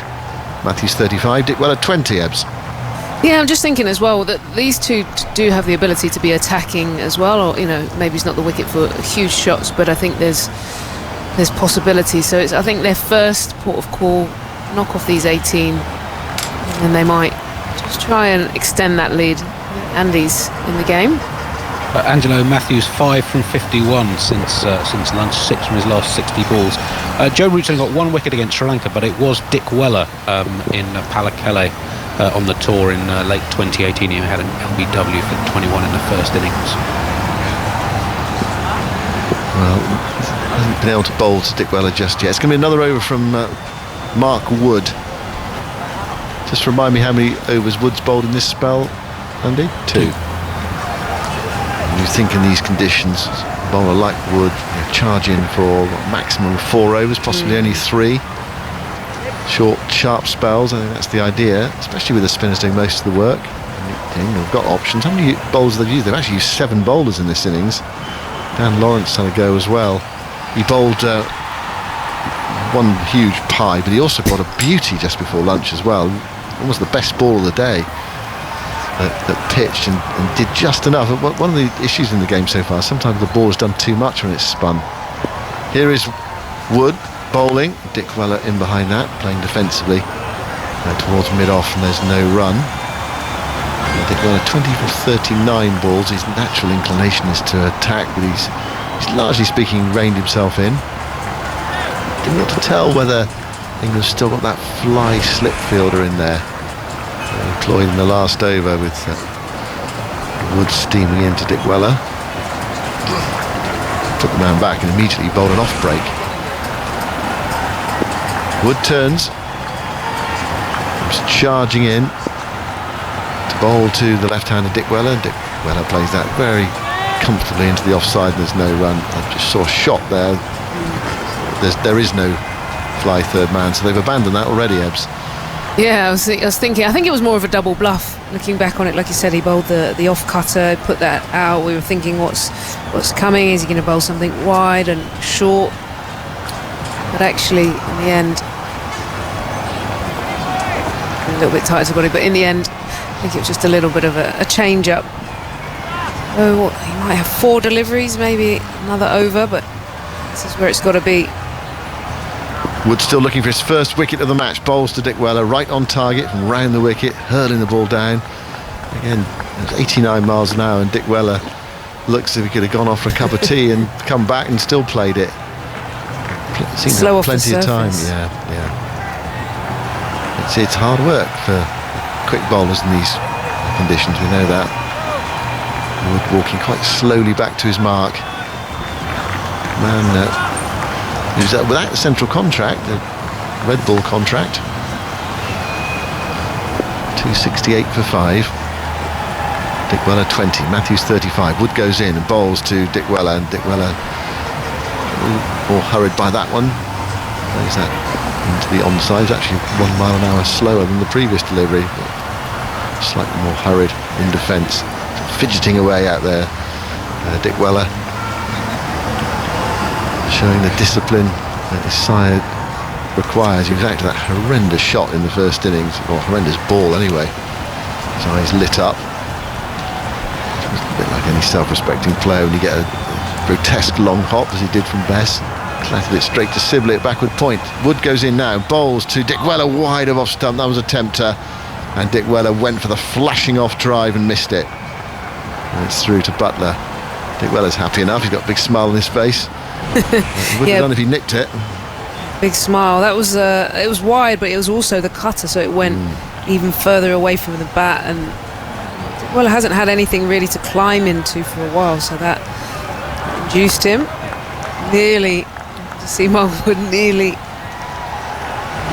It's really good bowling from Wood, and we've seen the variations from him as well. He has been working at it, and we saw it again there, running his fingers over the ball. A huge puff of dust came up. That was 130 kilometres per hour, that one. Wood bowls to Dick Weller. Normal service resumed. Straight ball from Wood, defended by Dick Weller into the offside. And the arm wrestle continues. No one giving an inch at the moment. A lot of straining and sweating out there. Neither side giving away anything. 268 for 5. Sri Lanka are 18 runs behind. Matthews has 35. Dick Weller has 20. A bit more from you, Ebony, and then it will be the sheepskin coat. Like you say, it is a bit of a tussle here. A couple of maidens. England have bowled well in the last few overs. Equally, Sri Lanka have been up to it. I just feel if once they get past that deficit, the 18-run deficit, then they may just start to open up and we see a little bit more, just to try and get some sort of reasonable lead. But well done to them for getting this far, to be honest. I think we all didn't really see them getting to this stage. Is it you, Dan? It is me. I was just going to say, I've been listening to your conversation about place-named cricketers. Worked into the onside, first ball of a new over from Root for a single, just back of a square. And hearing Simon Mann talking about wrestling. Of course, the most famous wrestling commentator has two place names in his name, Kent Walton. Now I think about it. Do you not remember him, Ebony? What era are we talking? Well, I mean, obviously Conor McGregor era, or we're talking sort of 1970s, but his legend lived on. I'm sure you'd have heard a lot about him in your youth growing up. Loads. The mighty Kent Walton.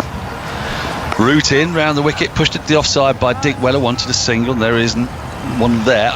But I've been screaming. English? I think so. I've been screaming at my Zoom call. I mean, firstly when Andy Zaltzman stole Arthur Shrewsbury from me, but there was a glut of them in the 1970s as Root is in full on the pads, worked into the onside, Broadfields at mid-on. They get another single, 269 for 5, 270 for 5. Jack Hampshire. Oh yeah. Obviously. Frank Hayes. Chris Balderston. Ken Shuttleworth. And staring us in the face, actually literally staring us in the face, sat next to me, is none other than Phil Tufnell. Just churning them out. Well, there's a lot of them, that's the reason. I haven't even got to Fred Rumsey. Pushed into the onside, straight to short mid-wicket. Isn't Norcross a place? Norcross is a place. Is that isn't Rainford and Norcross near each other up north? They are very close to each other. We were going to try to get the two. We might have been related somehow. We were going to try and get the two teams to play against each other for a special trophy, like the Moose Cup, driven up to mid-on to White Long On for a single. I think our trophy would basically just be in the shape of a wine glass. I could see that. Yeah, a goblet. Yeah. A goodly sized one, I fancy. And the prize would be Pinot Grigio with soda water. Yeah, well, the prize is the honour as much as anything else, Ebony. A great honour for the Rainford Norcross Cup. Root round the wicket, the left-handed Dick Weller back to the bowler. And there is no run. There have been a few names that have been staring us in the face that we've completely forgotten. Washington Sundar today made quite a name for himself by being part of an important partnership for India with Shardul Thakur. A century partnership for the 7th wicket, a rare thing at the Gabba, which has clawed India right back into that match with only 2 days to go. Australia, I think 54 runs ahead with 10 wickets in hand. Warwick Armstrong, the great Australian captain, all-rounder, Warwick Armstrong. There's lots of them. Martin Kent was discovered for me by Henry Moran behind me. But I haven't been able to find a double-named one other than Kent Walton, and he didn't play cricket. Not that I know of. Well, doesn't Rainford Brent count? Ray Illingworth, apparent from Danny Rubin. It's a district of Halifax. Rainford Brent does count, but you haven't got your first name. Ebony, is that a place? Jack Crawford, a great all-rounder. He used to play for Surrey County Cricket Club, who's obviously close to my heart as I sit here at the Oval watching matters unfold in Gaul. With Sri Lanka 271 for 5, the deficit now just 15 runs. And England are not yet in a spot of bother, but Sri Lanka now, Ebony, is this the point when things start to get a bit worrisome for the batting side? They start to realise that they're almost back in it. Yeah, they're nervous. I think that's why things have slowed up. We just heard Andy give an indication of how the pace at which Matthews has gone. It was 5 off about 50 at that point, but there'll be a few more now. But I just think if they get past it unscathed, that's where it gets a little bit dangerous for England. 5 wickets. Shanaka could come in after Dick Weller as well, and they could just add another 100. Say if it's 120, they'll excited. It's all possible. Well, England might yet get saved by the rain, judging by the enormous cloud in the background, short and past the rear of Matthews, who just bends down and lets it go through. We've just seen pictures of a bubbling up of quite serious cloud. We got very, very lucky yesterday. We were expecting a big downpour and none came. But this partnership has lasted 100 balls now, only added 28 runs. Got one for you, Dan. Yes. Enid Bakewell. Oh, Enid Bakewell. Enid Bakewell. Yep, very good. Short pulled by Matthews down to deep backward square leg for a single. And no more. Now, it's Ollie Stones out there substituting. I wonder who's gone off. Have you been able to, has anyone been able to see? Andy Zoltzman's keen eyes been able to gather who's missing? No. Sydney Barnes, that's two names. Sydney Barnes. That's two places.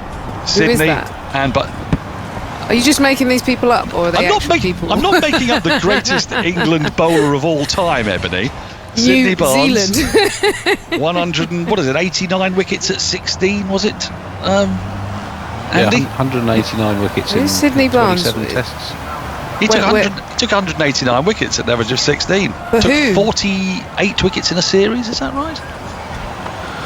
Wood in, pushed into the offside. There's no run. What does the F stand for? Is it Freeport? Sydney Freeport Barnes? Is this an Australian then? No, he's English. What era are we talking here, Dan? Pre-First World War, Ebs. Just pre the First World War. He was notorious for apparently being able to swing the ball. So he'd place two sticks in the ground, one at around fourth stump and one at around about fifth stump, right? Yeah. And the idea was that he could swing it inside the fourth stump, and then it would curve round past the fifth stump and then cut back. It's of course impossible, but that was the legend. Wood in, outside the off stump, through to the keeper. There's no run. And I bring you brilliant news, Ebony, just for you. This is from Julian Flanders, who says Ebony is a place near Tenterden in Kent. Mate, so I've got a triple. You've got the trifecta. If there's a place called Jewel, then we're in. There's Because bound then to you be a get Jewel. Ebony, Jewel, Rainford and Brent. Hey, Must be a jewel. Here's one for you, there Dan. must be a Jewel. Yep. Snowball, Ontario. Oh, Betty Snowball. Betty your Snowball. favourite cricketer. Well, you know how I feel about Betty Snowball. Oh, this is terrific news. Betty Snowball, Enid Bakewell, they're all happening. Outside the off stump, wide, left alone. Dick Weller is not tempted. If you're wondering why we're just simply throwing the names of cricketers and discovering that they have place names in their names, it's because Jonathan Agnew revealed that Dick Weller's first name is Dick Weller and that Dick Weller means Long Beach. And it's a town in Sri Lanka. So, as happens on Test Match Special, with hours and hours of time on air. Well, there's more to come, Dan. And not many runs being scored in an attritional backs to the wall effort from Sri Lanka. We've begun musing. Wood is in, and he shows the ball in an unusual fashion there. Dick Weller turns the ball around to long legs. Sibley does the fielding. They get a single. That was an odd one, wasn't it, Ebony? It's like a javelin. End of the over. Yes, he held it the ball, behind and then flung it. unleashed. Entirely legally. We want to be absolutely I was clear gonna about say. that. Let's be careful. It was perfectly legal delivery. 273 for 5. The clouds are gathering. The storm is brewing, and it's a Sri Lankan storm that England are failing to weather at the moment. I mean, in terms of the speed of this storm on the field, it's a gentle zephyr, but where England were on day one, it's quite shocking, Ebony, that Sri Lanka are only 13 runs behind now. Matthews 38, Dick Weller 22. Look, I keep saying I think they've won pretty much every session since yesterday morning. Yesterday morning they came out with the ball, closed the game down. It's been a great comeback. Root into the attack, full, pushed into the offside. Dick Weller always looking for a run. It isn't there. Sibley, that short extra cover. And it's harder to do mentally from when you're behind. So well done to them. Got another one for you from Hypercourse. Oh, yes. Aaron Brindle. Aaron and Brindle. That might be two names, two places as well. Yeah, England Brindle feels possible. female cricketer. That was her married name in the end, so she's... Root in. Oh, that spins past the outside edge of Dick Weller's bat. That's a wonderful ball from Root, and he's very unfortunate not to collect the edge. That sort of round arm style, and it's bounced and turned too much, if anything. Well taken by Butler, who closes his eyes and sighs in frustration. Now then, attempted sweep from Dick Weller. I don't know if he got bat onto boot, but it bounced up and was half stopped at slip. Parried, and there's no run, no great kerfuffle or expression from the England fielders. That's just turned again. He's in again. Root forward comes Dick Weller, languidly pushes to short extra cover. There's no, and I've got more for you. They're coming in left, right, and centre. These names. Do you know what? When this conversation started, I thought that this was like it was going to be a rare occurrence, and now I'm just thinking that everyone's named after a place. Well, almost everybody here is, I think. Root swept, and they'll get a single as Crawley fields at sort of quite a wide fine leg, and he had to move to his right to sprawl and dive. 274 for 5. How could we forget the legend that is Mark Andrew Feltham, ex-Surrey and Middlesex? Feltham, where the Young Offenders Institute is, of course. 274 for 5. Isn't Feltham more on the Middlesex border, isn't it? It certainly is, yes. Yes, as you'd expect. Root turned into the onside, stopped at short leg. End of the 110th over, 274 for 5. Matthews 38, Dick Weller 23. Ebony is a quad place name. There is a jewel city in Kentucky. Yes. Ebony, there we go. Jewel. What about Camellia, Rosamond, Coralie. I wouldn't be surprised. Do you want to go? Oh, that would be 7, would it? Or are we can't? I mean, there could be a Cora, there could be a Lee. There's certainly a Lee. Yeah. If there's definitely okay, well there you go. Enid Bakewell. Enid is a city in Oklahoma. There you go. Is there a Zaltzman anywhere in the world? Well, I mean, apart from the one that I'm looking at on this Zoom call, but does there need to be another Zaltzman? I'm sure in time Stretton will be renamed that, so,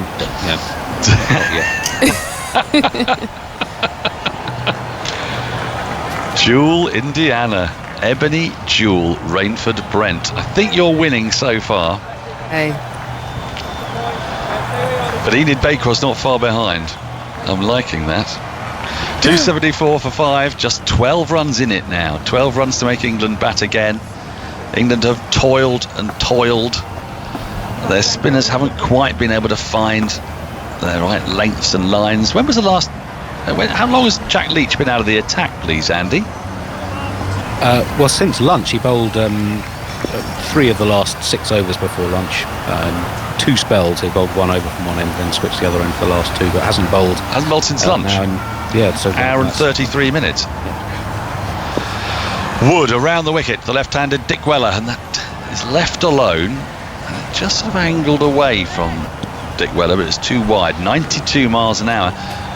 I'm not sure I've seen Jack Leach for a little while. I mean, we have seen Ollie Stone out there. It does seem odd that he wouldn't have bowled for an hour and a half. And Wood's bowled in 1 extra than I thought. I thought they might have just given him 3, but he's keeping this burst going.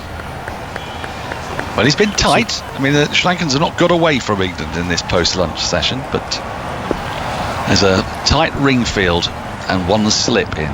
Ring field on the offside as Wood is in on the pads, and that'll allow Dick Weller to get off strike, turn it into the onside. Sam Curran trots to his left, and they pick up a single. It's Stuart Broad who's off the field. It's not Jack Leach. So the mystery deepens. Sorry, it's Wood's 5th over this spell. It's his 8th spell of the match, and he hadn't bowled more than 3 in the spell before this one. The sun is still shining, I should say. It'll be hot out there in Gaul, but the clouds are gathering. They are coalescing into quite an ominous, dark purple brood as Wood prepares to bowl to Matthews. 38 of 143 balls, Matthews. It's been a stout vigil from the former captain. Much needed. Around the wicket is Wood. And that's been flicked away by Matthews. There is no leg gully. Now, if you're going to bowl round the wicket and try to intimidate a batsman there, you probably want somebody at leg gully. Instead, it's flown away down to long leg for a single. 276 for 5. Easy to be wise after the event, but that sort of is our job.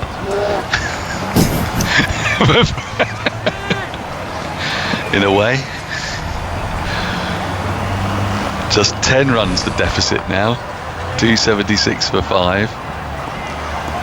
Wood looking pretty weary. I can't say as I blame him.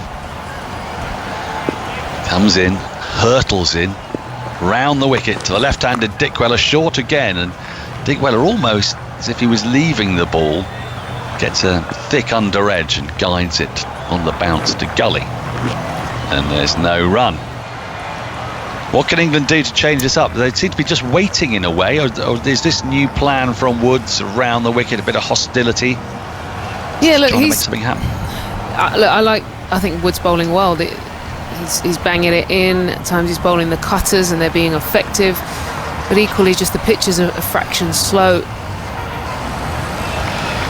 Here's Wood round the wicket now to the left-handed Dickweller, who defends, gets up on his toes, pushes to cover point. I hesitate to say this, Ebony, but I've got more incredible news about your name. Oh, hello. Here we go. Is Ebony, place name.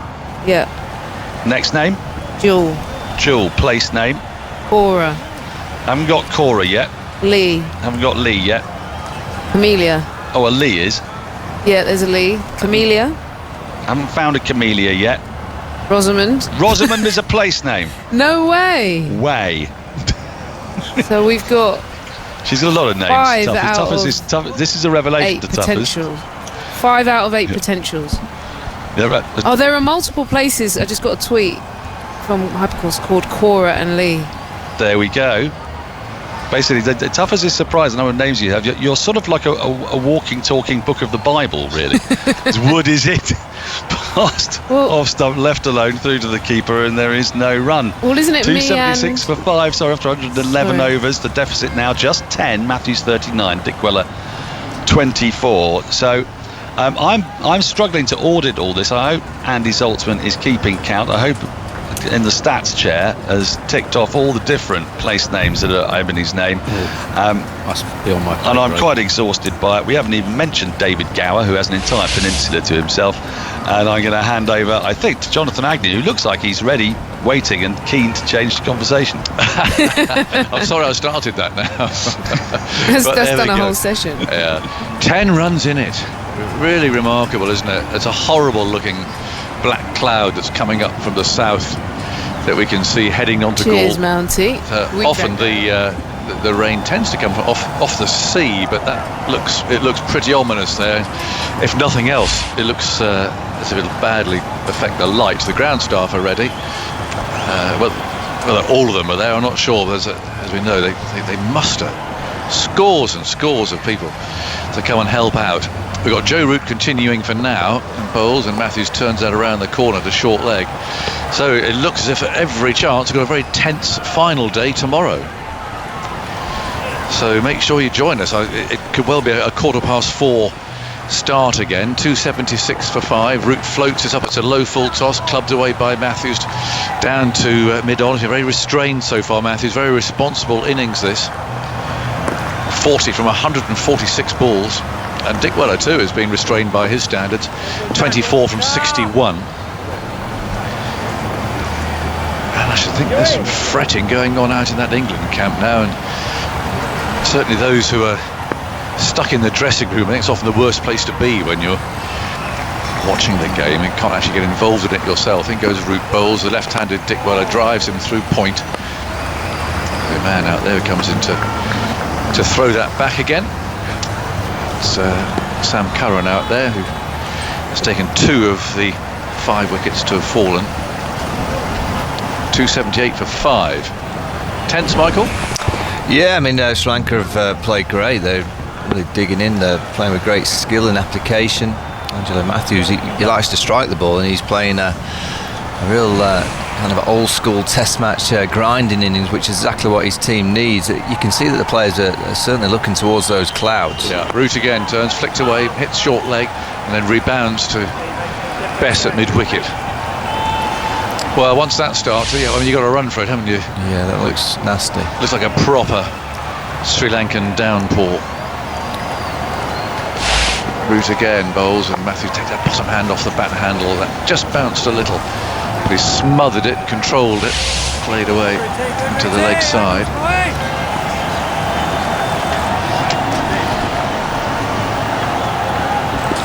So there's 3 wickets taken today. Root bowls again. Matthews defiantly forward. Root's fields, throws the ball into the keeper. It's with a forecast tomorrow that people are saying in advance doesn't look very good.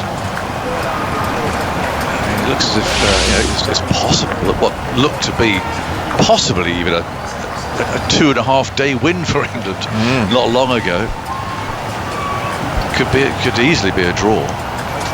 And well, who knows, if Sri Lanka keep moving on and the rain stays away tomorrow, they could even lose it. Yeah, there's all results are possible. I mean, sometimes those clouds that look revolting, they do sometimes miss. Yes.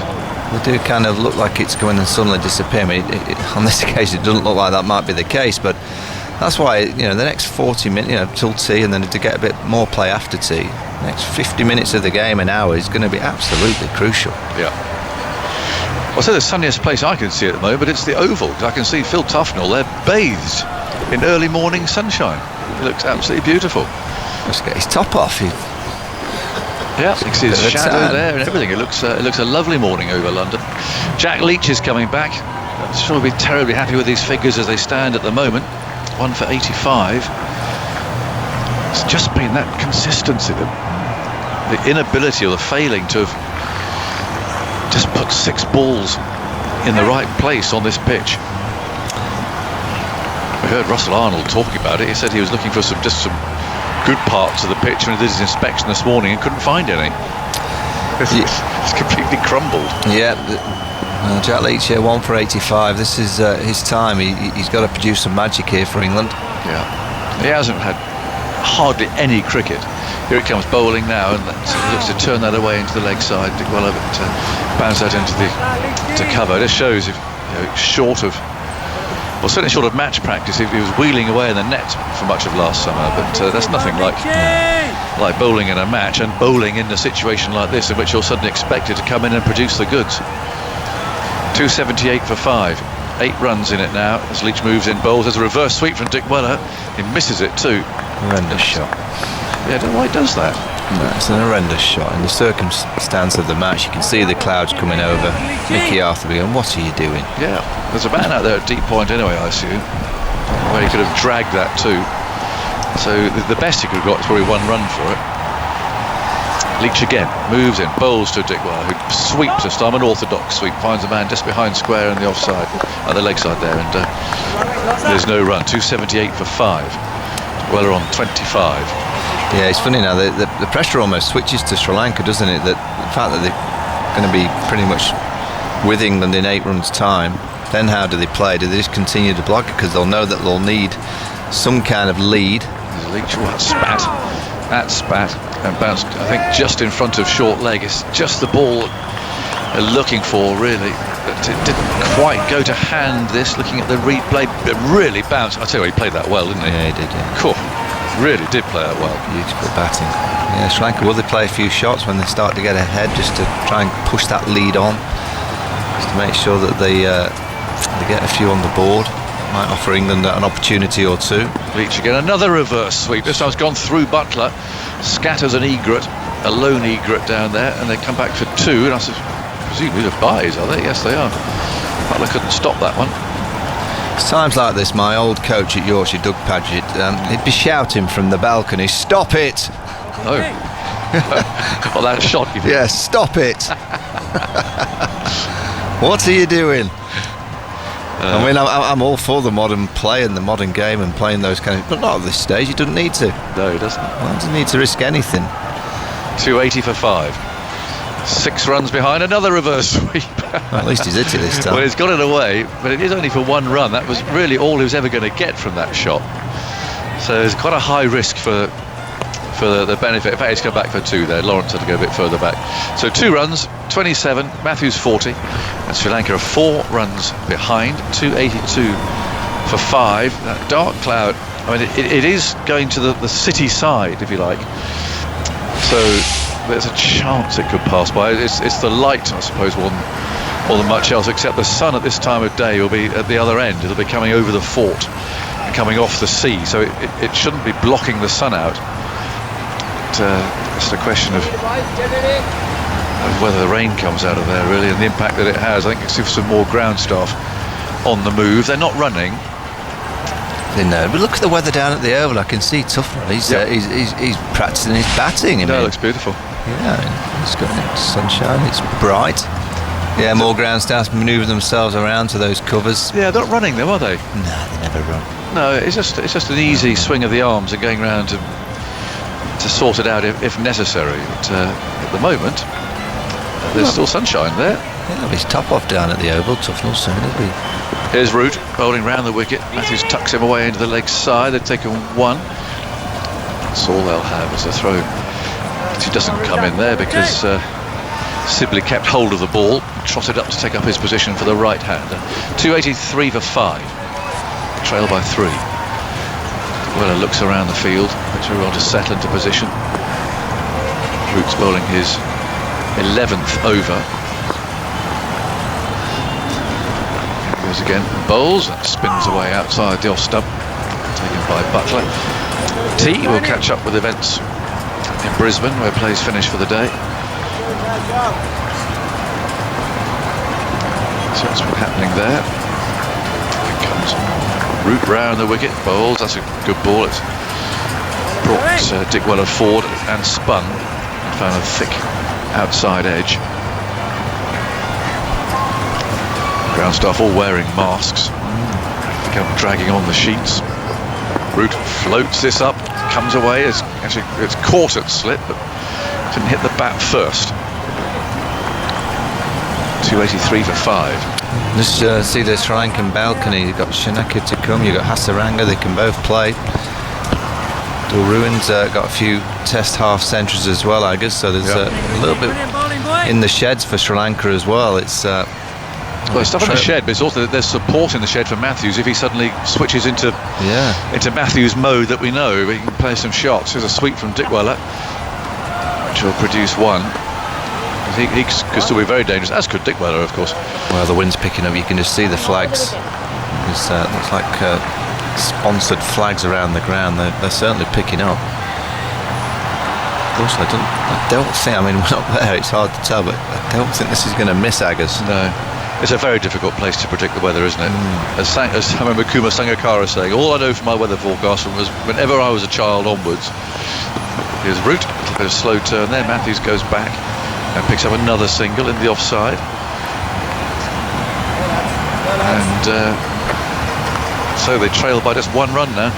He said the weather forecast basically it'll rain somewhere on the island, but we don't know where. And now back to you in the studio. Basically, the run-of-the-mill forecast. It is now raining. I can see the spots coming down.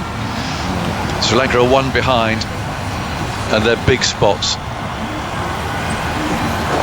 And it really is. It's a time to start running for cover, really. Although, as I mentioned, the sun, the clouds would have obscured the sun, so that will still be shining from over the sea, but the cloud is to the east of the ground.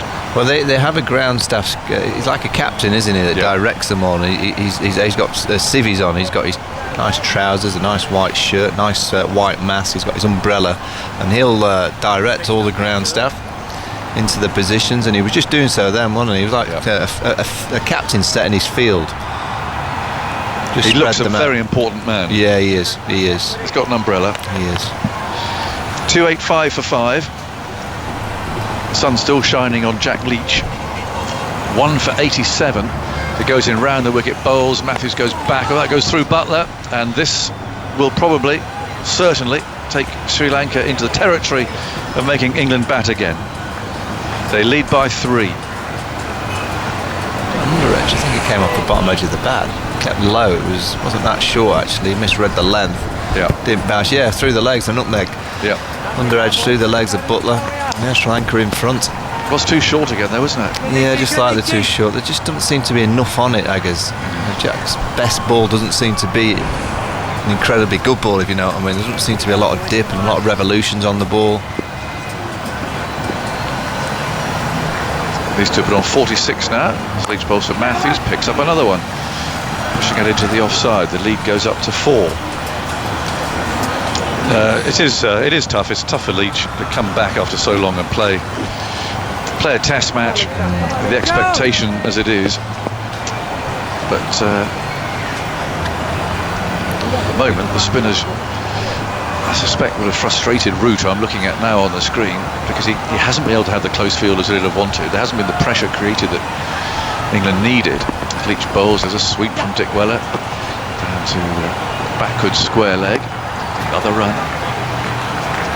Yeah, you would think both sets of players, I'm sure there might be 1 or 2 changes into the second test, but you would think the majority of the players will go again and they'll be better for the run out. Yes. They'll be better in the second game. You'd think you'll see more consistency from all the players in the second game. Matthews has seen something there. He wants to prod down on the pitch. He's giving it a lot of tapping now. There you go. He got a lead, starts whacking the pitch. That's what happens, isn't it? The umpires he thinks they've got enough. So we're allowing too much of that. He's all hammering a length with the end of his bat. 291 for 5. He's on 47. Oh, that exploded. You start saying it's where he was whacking it down. Yeah, it might have been. Absolute explosion of soil and earth and everything else as that one landed. And then kicked, spun. It's tempting to say that's all you have to do, but in a way it's true. That's where England's bowlers should be consistently hitting. It's the kind of pitch that Monty Panesar would have bowled very well on. Yes, that's exactly what he could do, Monty. Yeah, relentless ball after ball, bang, bang, bang. Tell you who else would have been nasty on there. Derek Underwood. Firing him in. Needed a helmet for that. Need a helmet at second slip. Yes. Leach floats this up, and Matthews is forward, trickles up the pitch. We played him once on a pitch similar to this at Folkestone. It just exploded. It was horrible. Did you get any Aggers? No. I like your night watchman story earlier on in the day at Kent when you strolled in having a swing. My hat trick. Here's Leach. And Matthews lost his balance there rather as he pushed that away into the offside. I'll tell you how long ago it was during the game at Folkestone that we were invited after the day's play to go and have a look at the entrance to the Channel Tunnel. It was all very exciting. They'd started digging. And so there was some sort of event on. And both sets of players invited down, go and see what this was all about. They're all very exciting. Meanwhile, Derek Underwood produced some absolute hand grenades the next day, and it didn't last long. Andy Zaltzman. Derek Underwood's final test was the first test ever played by Sri Lanka in 1982 in Colombo. And to back up your point, he took 5 for 28 and 3 for 67, taking him to his final tally of 297 test wickets. I mean, he was just absolute relentless accuracy, but at such speed that it's very difficult for the batsman to get down. You would get down the wicket to him. He started off life as a seam bowler, and then turned to bowling this particular variety of left arm spin, which was deadly, as is known, of course, on any drying pitch, on an uncovered pitch in those days, or indeed a crumbly surface like this. Because he was so accurate. There's a lot of left arm spinners that start out as left arm seam. I think Ashley Giles started as the left arm. Absolutely. Seam ball. They see the light. Yeah. Now Bess is back, and in he goes round the wicket. Bowls outside. Dick Weller's off stump. They're appealing for a catch. Butler thinks they've got him. They all think they've got him, and they have got him. Dick Weller is out. Shortly before tea, he's looking at his bat. He went back. It was the first ball of this spell, and he's nicked the catch to Butler, who takes another catch. He's having a good game behind the stumps, and England can dare to breathe again, because the lead at the moment is still in control. It wasn't a good shot. It was a feely, nothing sort of a stroke, and Bess has a wicket. And Sri Lanka lead by 5. They've now lost their 6th. Yeah, they kind of keep doing this, Sri Lanka. They did last night when they lost a wicket towards the end. Kushalman's got a good one, but can't help for that kind of dismissal. The one we've just seen, well, that's a poor shot. We saw him just play a couple of overs ago, those reverse sweeps, and you felt that he was playing in a way that was far too risky for the situation of the match. And now he's just gifted Dom Bess another wicket. That's his 8th of the match, Aggers. 8 wickets for Dom Bess. Good catch for Joss Buttler. Yeah, key wicket. Again, the celebrations from England were a bit muted. They weren't, pumped, which is I'm a bit concerned about that. I don't know why you wouldn't be pumped when you're getting a wicket like that. I don't think they're concerned yet. Just look a bit downbeat. They look a little bit. It's tired. It's hot. And they'll be sweating. They'll be taking plenty of water on board or whatever they put in those drink cans these days. But they're in for a bit of a game here. They've got batters to come. Dasun Shanaka's going out there. He's only got an average of 15. He's on the back of his first half century in South Africa just a couple of weeks ago. 66 not out, his best. And he looks to me like he can play. He's only in his 6th match. To me like he's got a bit of talent, so he could be dangerous. He's certainly listening to whatever it is that Angelo Matthews is saying to him. He's listening very intently there. Well, Angelo Matthews' reaction to this shot of Dick Weller at the non-striker's end, I don't know if the cameras will, you can just see him, he kind of turns his head away in disgust. Can't believe what he's just seen.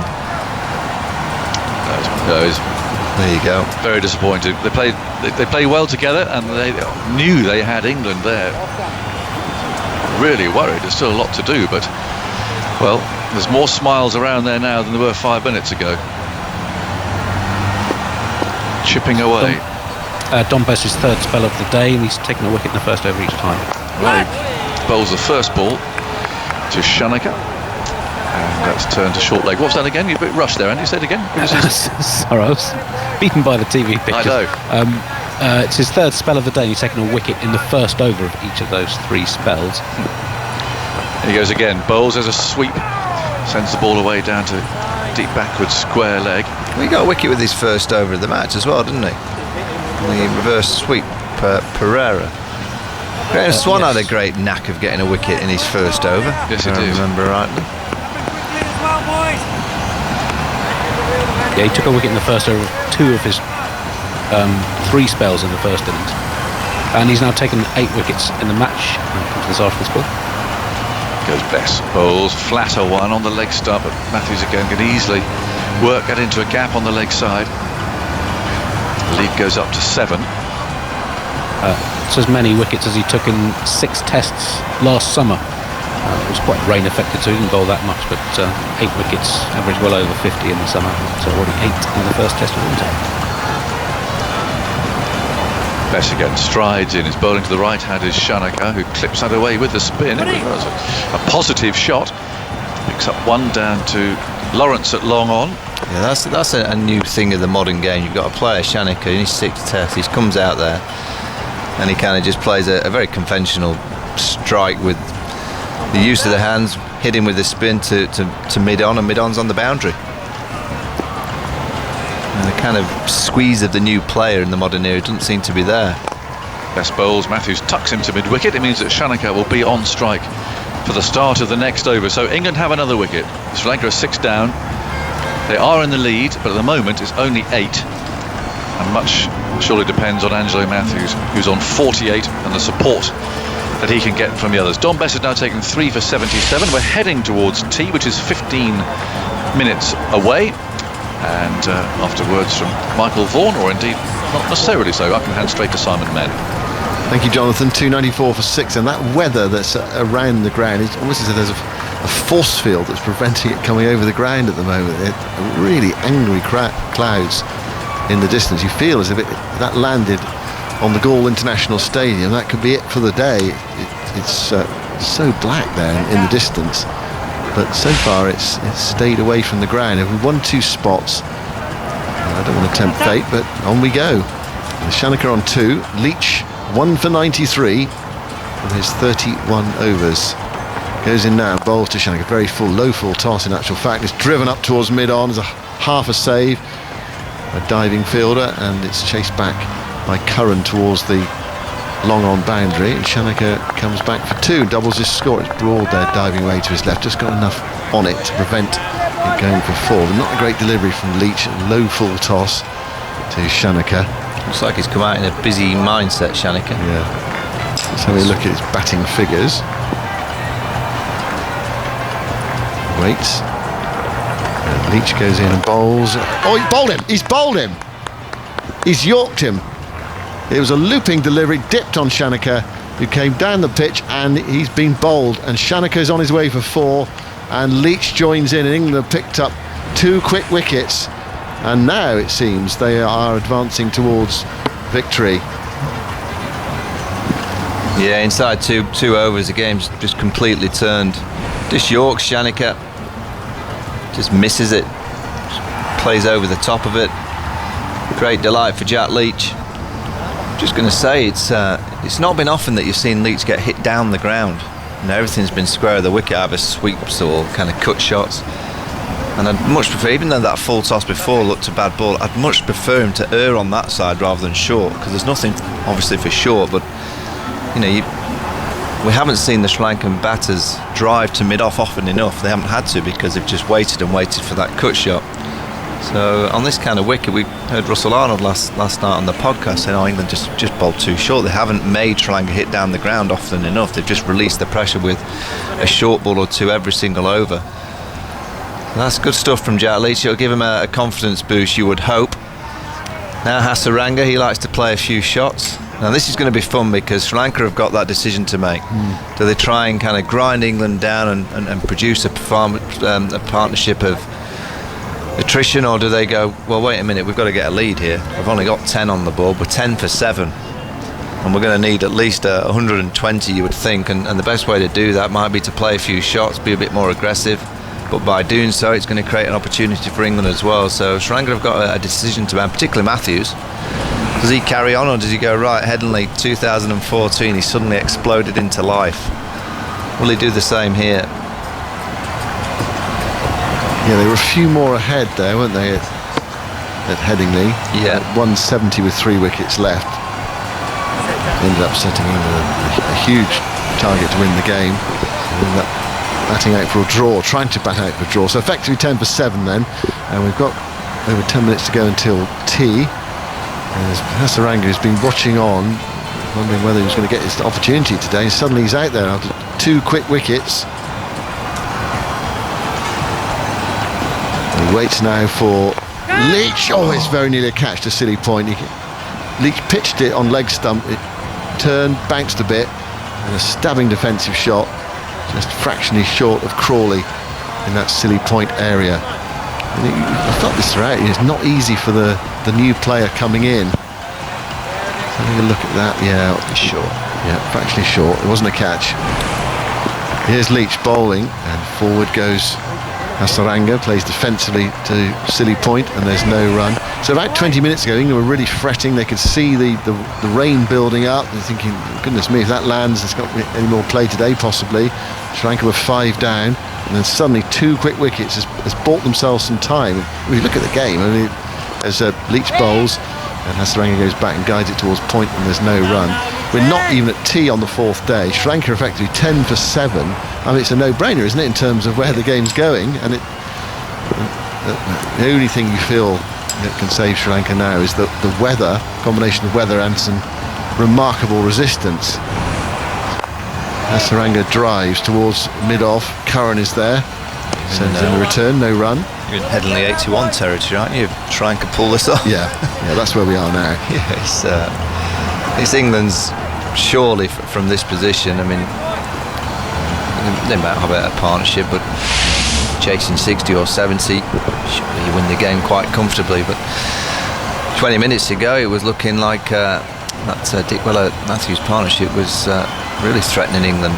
As so often happens, you get one, you get another, and then it's real pressure on the last 3 players. Fernando, what's the average for? Fernando 4, yeah. Dilruan Pereira, I mean, he's 38 now. Interesting to find out from Andy actually when he's got his runs, because he has got a decent batting record overall, but whether that's tailed off, and sometimes players can tail off a bit towards the end of their career. Best bowls to Matthews comes stabbing forward, defending that into the offside. Butler comes from behind the stumps, and there's no run. I mean, it's all on Matthews now, really. 48 not out. What's he going to do? How's he going to approach it? Well, perhaps just get to tee first, especially if the rain does come. Best moves in. Matthews down the pitch a fraction, playing it defensively back to the bowler. He picks up, and there's no run. Hasaranga, his first class average is 41, so he's got some support there. His test average early days is 30, that 1/2 century. Here's Best bowling, sweep shot, struck on the pad outside the line of off stump. And Butler again comes behind the stumps to pick up, and there is no run. So 3 for Best, 2 for Leach, 2 for Curran in Sri Lanka's second innings. It's been hard work. Not easy outside the off stump. There was an under edge onto his pad there from the batsman. Best bowls to Matthews, back into his stumps, clipping this away into the onside. Quick single, shy from Bairstow. Good piece of fielding. Hasaranga responded quickly, got to the striker's end, and Matthews goes to 49. Even though it's 7 down, there's no question of Matthews trying to protect Hasaranga. Every run vital. Hasaranga is a perfectly capable lower middle order player. He's in at 9, but he was down to come in at number 8. Because of course we had the night watchman, Embel Denya. He was out for naught this morning. Best looking for his 4th wicket of the second innings. Spins himself a catch, moves in and bowls to Hasaranga, who's back playing carefully. Just the right of route at slip, who skips across to pick up. Just look at Dom Best's hair. That's how hot it is. Like he's come out of the shower and it's just all been flattened down. Are these the most testing conditions a cricketer can play in? I think they are, aren't they? Best bowls, Hasaranga right back into his stumps, gets the bat down in time, nudges it towards short leg on the bounce. There's no run, the over comes to an end. So Best 29 overs, 3 for 78. You do get used to it quite quickly though. You know, once you've trained and you've played a couple of games, played a test match, the second test you always feel almost like you're used to the sweat. It's getting used to the sweat coming down your face all the time, particularly when you're back. You know, you've got sweat that could come down through your brows, kind of just distract you somewhat. You kind of get into a routine and you get used to it because you net all the time as well, and you kind of get used to putting Vaseline on your brows to stop the sweat going into your eyes. You know, changing you know, the batters would have taken more gloves for a tour like this than possibly a 5 test match tour to Australia. You know, you're going to be using plenty of gloves. Use that fancy spray that they put on. Do you ever wear an ice vest? Yeah, tried those. A nice kind of cravat. Leach bowls. Matthews is beaten by a superb delivery from Leach. But to all intents and purposes, really should have taken his wicket. It pitched on middle, turned, bounced, and then went past the outside edge of Matthews' bat. Matthews was puffing out his cheeks at that one. 297 for 7. Leach bowls to Matthews, who stabs at that one into the offside, as if he's suspicious about it. I'm not surprised after the ball before. He gets some bat on it, runs it down to the left of Bess at backward point, and they're through for a single. And that is Matthews' half century. It's been hard fought. He's really toughed it out there. To be fair, he hasn't looked in a great deal of trouble. It's taken him a while. His 46th score of 50 or more in Test cricket. He has 10 hundreds amongst that, 164 balls with just 2 fours, his second slowest 50 of those 46. 164 balls. You can't fault his effort. After the loose shot he played in the first innings, Leach bowls to Hasaranga, too short there. Hasaranga is able to rock back and guide it away into the offside. Sprawling Bess keeps it down to a single. Matthews back on strike. Just disappointing there from Leach. I'd love to have the rest of the over at the new batsman. But Hasaranga was able to rock back. Anything fractionally short you can go back to. Comes off slowly, work it away. Matthews on 50. It's a full ball from Leach. She pushes back to the bowler. Rolls back to Leach like a slow putt going towards the hole. 299 for 7. Sri Lanka effectively 13 for 7. Coming towards tea on the 4th day of this first test match. The Moose Cup awaiting the winners. Not this game, but the series. There is Leach bowling to Matthews, who prods that away past Crawley at Silly Point. And there's no run. So of late, Dick Weller out for 29, caught Butler, bowled Bess. Shanaka yorked by Leach for 4. Tinamani out earlier to Curran for 111 and Chandimal out to Bess for 20. Leach bowls, looking to get that one to pitch on leg stump and spin, but it went on, and Matthews defended quietly into the onside, and there's no run. So what are we, 5 minutes, 4.5 minutes before tea, so time for possibly, well, definitely one more over, and possibly a second. 299 for 7. The producer out in Sri Lanka has stopped showing us the weather pictures and the ground stubs, which suggest just possibly that huge cloud, it's raining somewhere, there's a storm somewhere not far away from Gaul, might have just drifted by.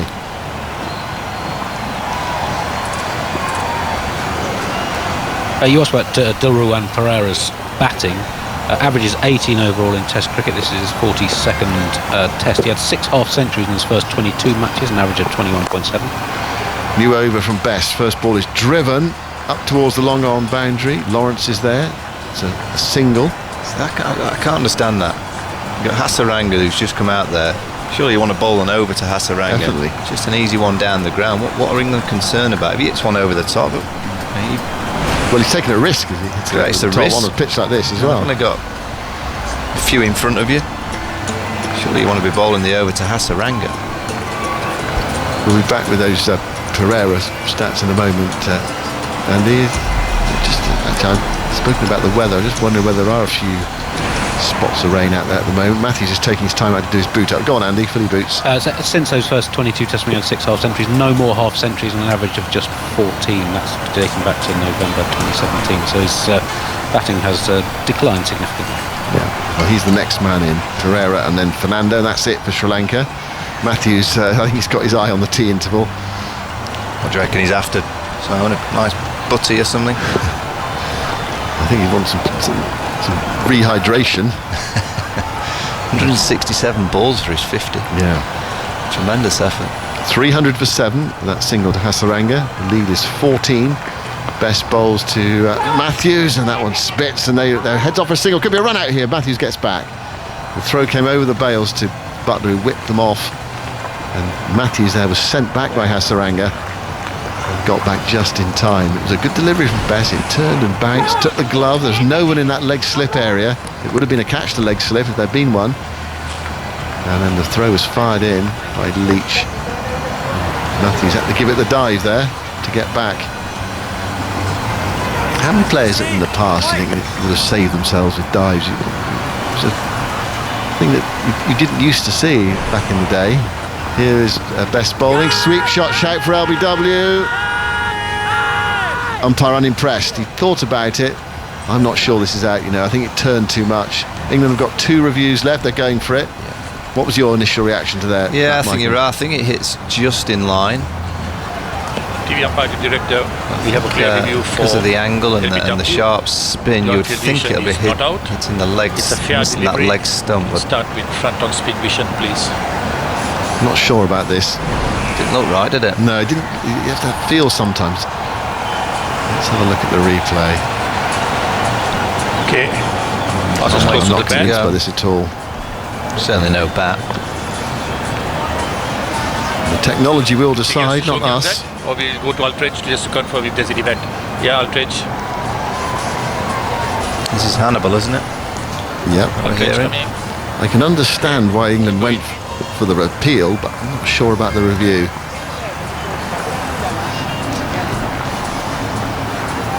Right, as well, they know this is pretty much game, set and match if this one's out. Put that back to the director. Yeah, keep going. Has there put a glove on it? Keep no, going. I don't think so. Keep going. Okay, flat line and the ball passes the bat. So ball tracking, when ready, please. Well, this is the big moment for England. Ball tracking. Orientation is not out. Pitching outside off, impact in line. Wickets missing. By miles. Give me Kumar on screen, Kumar. Wickets are missing. You can stay with your orientation. I'll tell you when you're on screen. You're on screen now, Kumar. Well, umpire was seeing they're giving that not out, and it just didn't feel right. It was missing by quite a long way. Good decision. You made a good decision as well, Simon. You're getting better at this umpiring. I think there's still a bit of life in the chance of you being out there with the white coat on you.